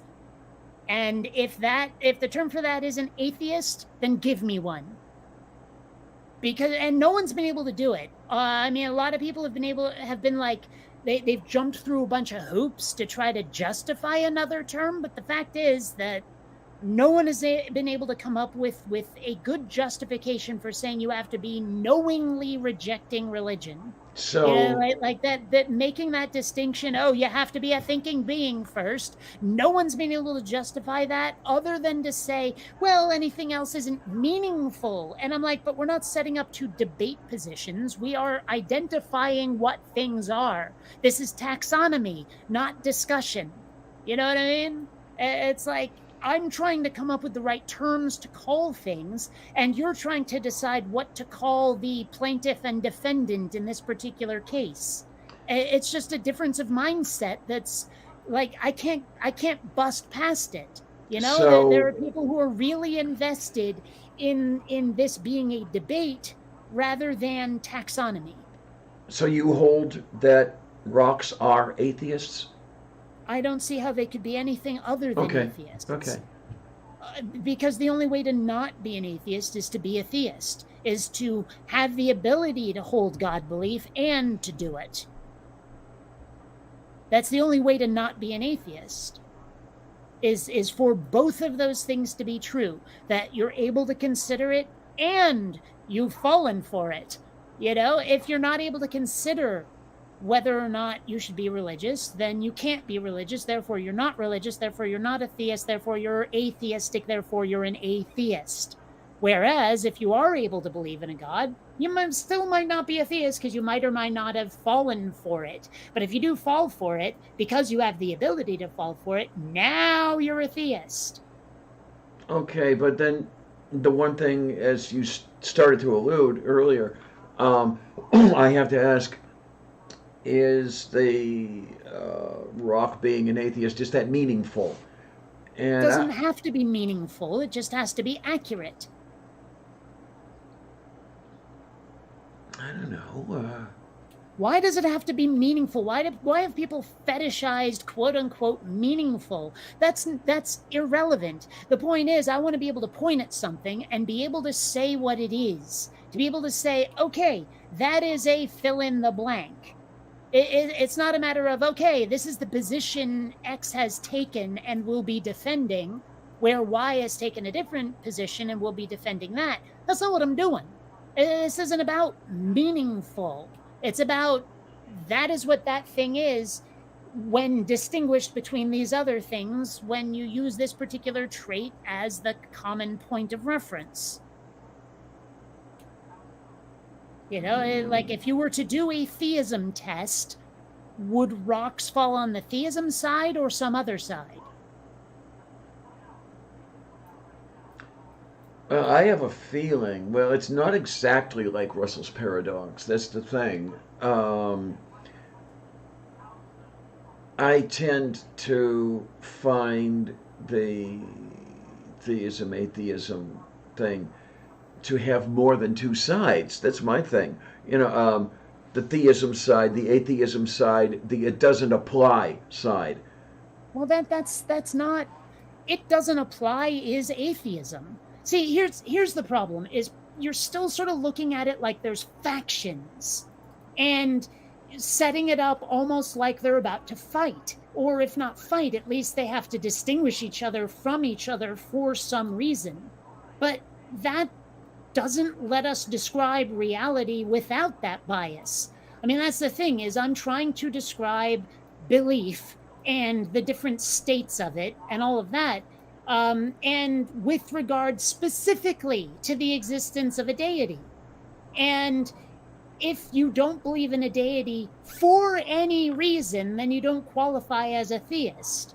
And if there isn't a term for the entire category of every piece of the universe that exists that does not hold theistic belief, there isn't a term for that, then there needs to be. And I don't see any reason why the term for that shouldn't be atheism. I don't know. I just don't know. I mean, I am not well enough schooled in the use of language. Well, most of the arguments I get against it usually seem to be emotional. It usually seems to be, I don't find that satisfying. Where it's like, I don't want atheism to mean that. Seems to be the reaction I get the most. Is people are rebelling against how it feels more than whether or not it's accurate. Because a lot of them seem to want to make that distinction between thinking beings and things that don't believe in God by default because they're not able to. Is like people seem to really want those to be completely separate categories, completely divorced from each other, like they're factions in a like a philosophical war. But really what I'm trying to talk about is God belief present or not? Yes or no? The reasons why don't matter. Is God belief present? Yeah, we can talk about why later. That's what adjectives are for. But right now, is God belief there? Yes, no. Okay, and then that's just one of those things where I start hearing it as you will answer this question yes or no, and I have to answer, but neither of yes or no applies. Yeah. But that's the thing, is they do apply. It's just they don't necessarily apply if you're insisting on a certain mindset. But let's put it this way, okay? Rocks, babies, adults. If any of those don't believe in a God, then they belong in a certain category. Within that now Venn diagram, we draw circles around the adult, the baby, and the rock to describe the kind of atheism they have. The rock has by default atheism because it simply is incapable. And then you have the baby, again, sort of default atheism, but it's not so much that it's incapable as it is just not well informed on the topic. And then you've got the adult who doesn't believe because they're informed enough to have made a decision. All of them are atheists. They're different kinds of atheists. It's just that people have this emotional baggage tied to the word atheist that makes them reject it. It's kind of the way a lot of people are rejecting socialism, even though they love socialist programs, just because they think the word is scary. It's the same basic ideas. People are just they're scared of the term atheist. There's that thing Richard Dawkins did in one of his talks where he's like talking about this girl who was telling her mom she's an atheist. The mom goes, look, not believing in God is okay, but an atheist, it really seems to come down to people are trying to find a way to not use the word. Okay. I mean, I don't mind the word. I mean, I've called myself atheist well over half my life. But I don't know. I suppose I was thinking about this over the last few days, and I just may have to sit down with a pen and a piece of paper and line out my thoughts on the use of the word atheist, Well, you don't need to do that. Just adopt my philosophy and it'll all be good. and figure that one out and see what happens from there. I don't know. I just think people attach a lot of extra baggage onto the term atheism, and it's getting in the way. I mean, I really wish that the whole naming convention could be left alone because there seems to be too much argument. Well, I mean, you get to the Steve McRae's and you get to the rocks are atheist people and the babies are well, atheist here's the people. problem. There is a problem, and it's that a lot of this just has to do with framing. You know, is like I look at the way someone like Steve McRae tries to frame all of this, and frankly, it's to his advantage. Well, And it's sure, the same with this a lot of people. Is a lot of people will use like certain interpretations of certain terms and insist that we're only allowed to use this, that, or the other one, because if we're allowed to use more inclusive terminology, they start to lose the argument. That's why I insist on looking at it the way I look at it, as taxonomy, rather than defining like your position in a philosophical argument, right? Is I'm not talking about the arguments I'm going to be putting forward for why I'm an atheist. You know, I'm right now, I'm just telling you I'm an atheist because of this, that, or the other factor. That's why I qualify as an atheist. You know, like a lot of people are even just hearing me saying I'm an atheist, and here's the reasons why as an argument, as a thesis statement. And really, I'm just defining what I am rather than how I got to be what I am. But they're taking that extra step before I can get there and assuming that me describing like what I am is also describing how I got there. And that's wrong. Do you see what I'm saying? trying. I really am. Well, let's put it this way. If I tell you that I am an agnostic apistivist atheist, and I explain what those words mean, I have now described me to you, but I have not told you a damn thing about my history and why I'm any of those things. Okay, I think I see what you're saying. Right? So a lot of people will take I'm an atheist, like you've seen it before. They'll go, oh, so you're angry at God. You had a tragedy, and thus you rejected God because of that tragedy. It's like they read all this shit into I don't believe in a God because of their bias. I'm trying to come up with language that gets rid of that fucking bias, you know, where we can look at it purely clinically. That's what I'd love to see, and I just noticed that out in the world, in the world at large, there is incredible resistance to the use of that descriptive language that you'd like to talk about. You know, they always put the what is it that you were calling the "oh, you're an atheist because you rejected God" position. You know, when of course that's absolutely not the case. I don't reject your God. Your God doesn't exist. How could I reject it? Okay, now I hate that argument because that's disingenuous as hell right there. Honestly, it is. Because I have indeed rejected their God. I just rejected their God because they have been unable to show that their God exists. The way I look at it, every time someone tries to tell me God exists, it's a sales pitch. It's, okay, I've got a product to sell you. And I say, all right, give me the specs. Let me test drive it. And they never let me. They say, no, you get to test drive it after you're dead. Yeah. So I reject their God because they have not shown me their God is real. I didn't reject their God until after the presentation, until I had investigated at least as much as a person can when, all you have is someone else's word and a book from thousands of years ago. I hadn't rejected it yet until I gave it a good darn look. Okay. It's kind of like when people say, well, how can you be angry at God? If you think he doesn't exist, I'm angry at Darth Vader and Jar Jar Binks. They don't exist. Okay, and yeah, I think the difference between you and me, and it's a very slight difference, but it is fundamental, I think, is you are rejecting their God. I am rejecting their claim. No, I'm rejecting their claim. I'm rejecting their claim of a God's existence. And thus I'm rejecting their God, because that's part and parcel with their claim. If I don't buy their claim, I don't buy their God. I'm rejecting both at the same time, because I can't just reject one of them.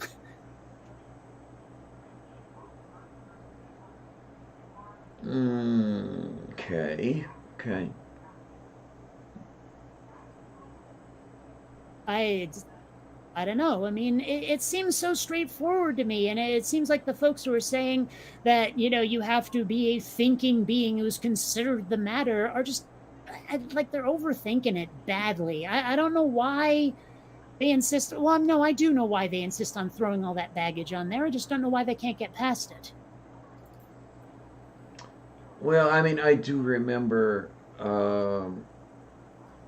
we're talking several years ago, back when Silverman wrote his book and everything else. I remember the way he was doing things. He was trying to make the umbrella as wide as possible to catch as many raindrops as he could. And I understand why, because you need numbers in order to get people to pay attention to you. But I began to wonder, and I still wonder, whether the umbrella being made as wide as it was not tending toward the silly.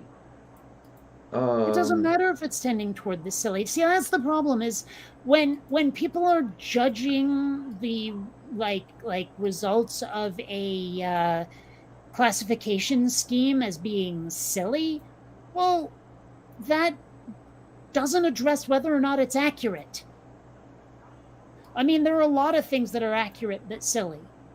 And well, just by virtue of having some results that make us chuckle a bit doesn't mean that they're not valid. Well, okay, my point with the whole chuckling bit was, when the opposition is chuckling, they're not taking you seriously. And right we now, the really opposition need to isn't be chuckling. taken seriously. But the opposition aren't the ones who are chuckling. It's other goddamn atheists. I've gotten a mountain of shit, and right now Aaron Ra's getting a mountain of shit for saying that rocks and babies are atheists. No, and we've gotten that shit from other atheists. Oh yeah, I've seen those conversations going on. Well, but that's why I'm talking about it right now. Is that it's not the theists that are laughing right now. And I don't.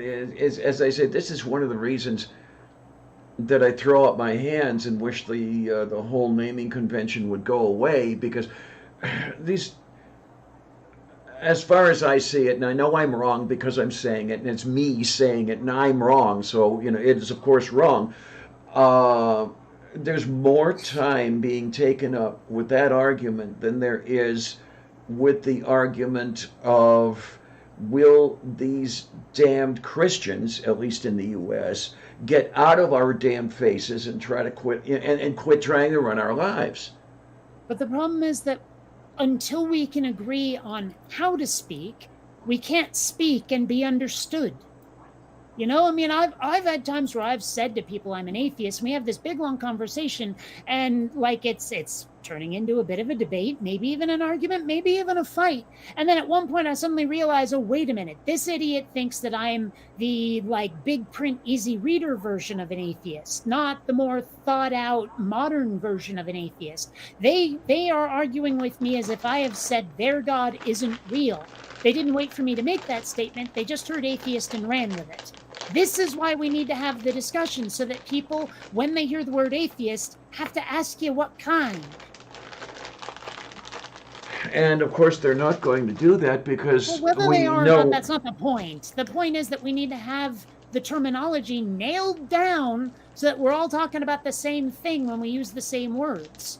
And of course, they're still not listening because I'm referencing now the people who intentionally misdefine atheist as nothing that we're talking about, and are saying, well, you have to know everything before you can be the atheist because this is the way I've defined atheist, and therefore you are not an atheist. And Well, this is one of the reasons why I've been saying to these jackasses who insist that rocks and babies can't be atheists, I'm like, okay, here's this scheme I pointed out.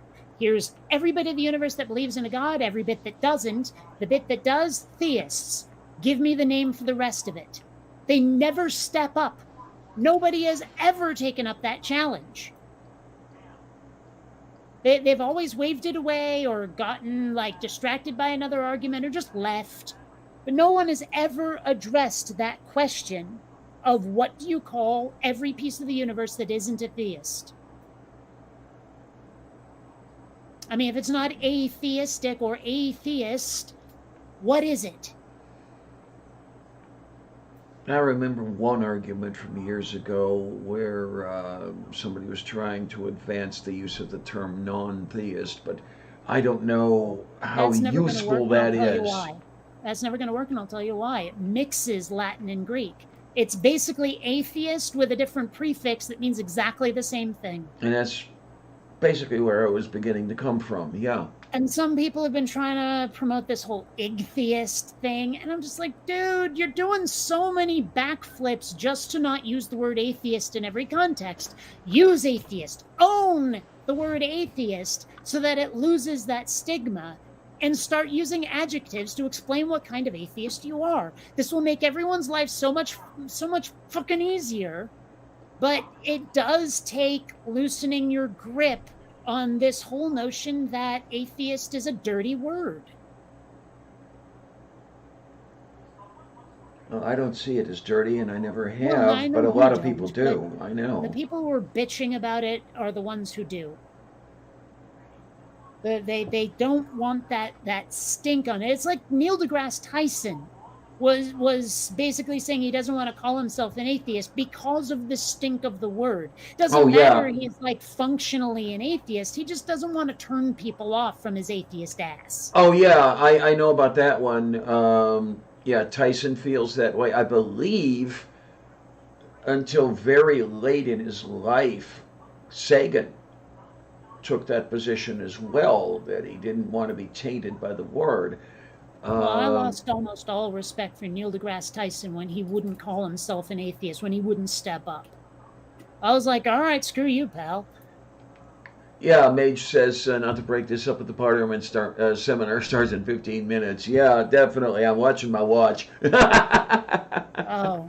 Yeah, whatever. I'll just watch season 4 of Stranger Things. Oh, my. But yeah, it's... I've got to do some heavy thinking about this because I really want to be able to set my thoughts down, think them out, and set them down and try as well as I can to make them sensible. I just want to be able to say I'm an agnostic apistivist atheist and have people know what that means. That I'm not necessarily that scary, red-skinned, horned, pitchfork-waving atheist they've been taught to expect, but I'm also not the wishy-washy, I don't know, kind of agnostic they've been taught to expect. That they could actually see these as technical terms that have genuine meaning. And so when I say them, they can break what I said down into manageable parts that let them go, okay, I now understand what Kate means on this particular topic, and it only took her 3 words to do it. The method I'm describing has utility in ways that the other methods people have been describing don't. The other methods seem to have an ideological bias to them, and I'm trying to avoid that. And I find myself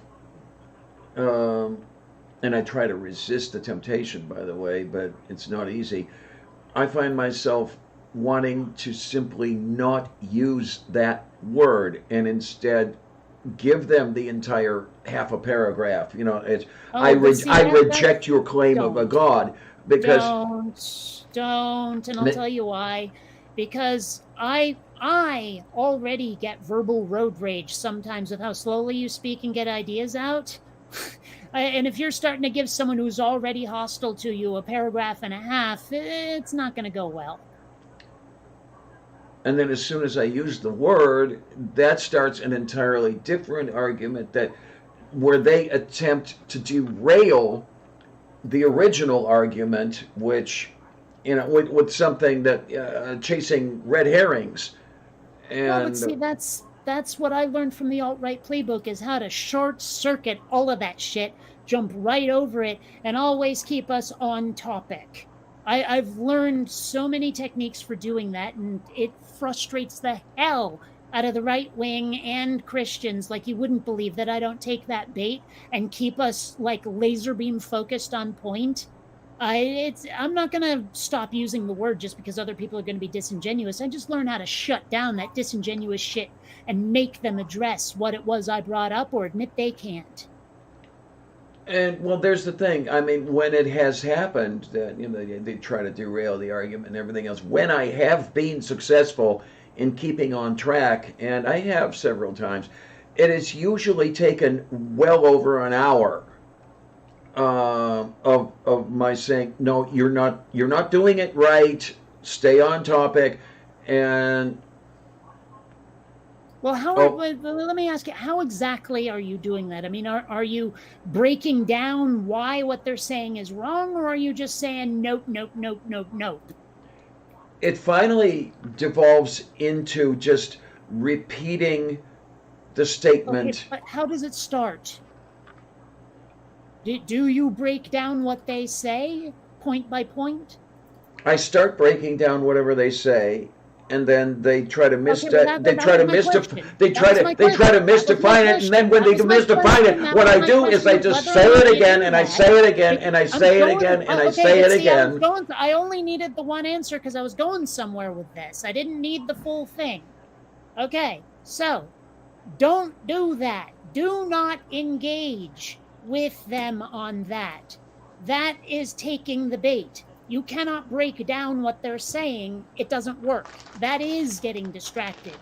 You have to be able to not, you have to be willing to let a bad argument go and explain to them only why it's off topic and then go straight back. You know, sometimes my refutation, quote unquote, is just nothing more than the word irrelevant and then restating my thesis statement. I might give them a little bit on why it's irrelevant, but I do not engage with the bad argument. I let it go and insist that they answer the question I actually asked. That's it.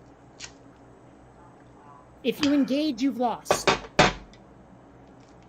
So I see. Um,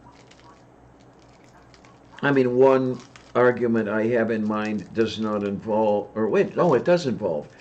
Um, there was one argument I had in mind with, okay, I say, demonstrate the existence of your God, and they keep trying to go off. And I said, demonstrate the existence, and they keep going off. And I keep, demonstrate the existence.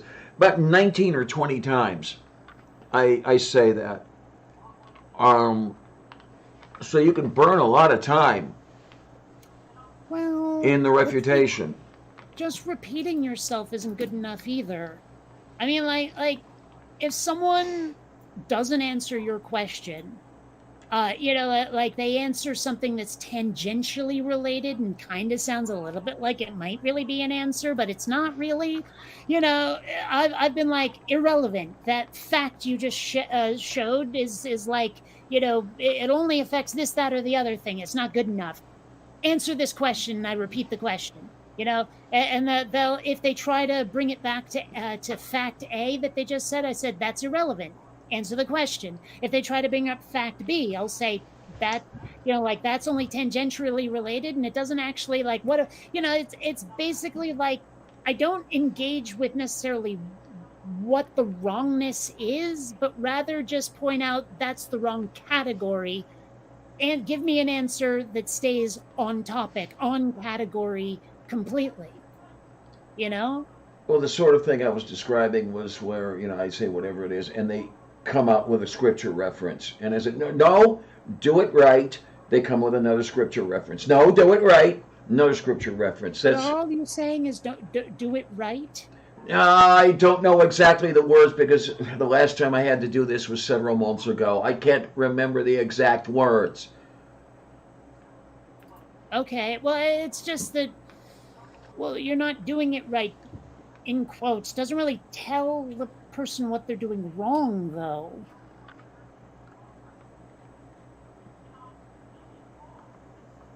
Oh, okay. I mean, if you say to them, the Bible is the claim, not the evidence, show me evidence from, like outside the Bible, okay, there we go. But, if all you're saying is you're not doing it right, you're giving them nothing to work with. There's no way for them to do it right unless you tell them what they're doing wrong. Okay, it looks, hang on. It looks like my screen is now being shared. Yes, it is. Not on my end, it's not. That's because you're not running the Zoom. Yeah. But if you're not going to share it on Meet, how am I supposed to see, or whatever we're on? Yeah, Meet. If you're not going to share it on Meet, how do I see it? By downloading the Zoom and paying the $10 and joining. Yeah, no. Oh my. But okay, so what I decide now is what happens here. And people aren't seeing it either. I think you have to share it on Meet.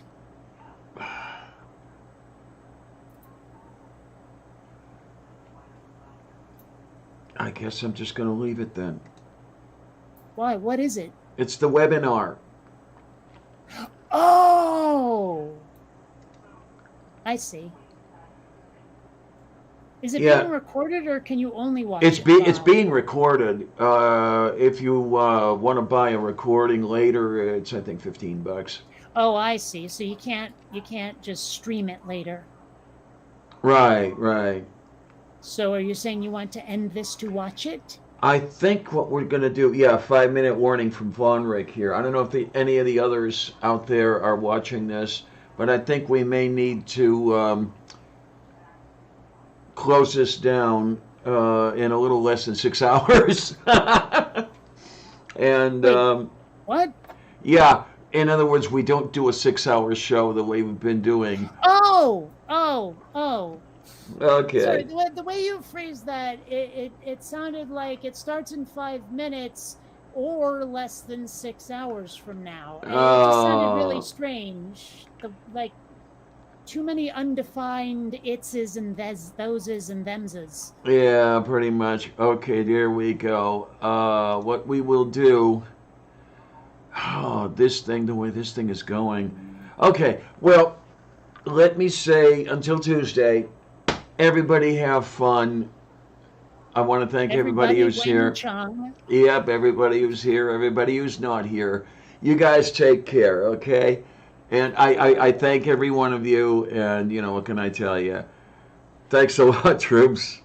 See you on the other side.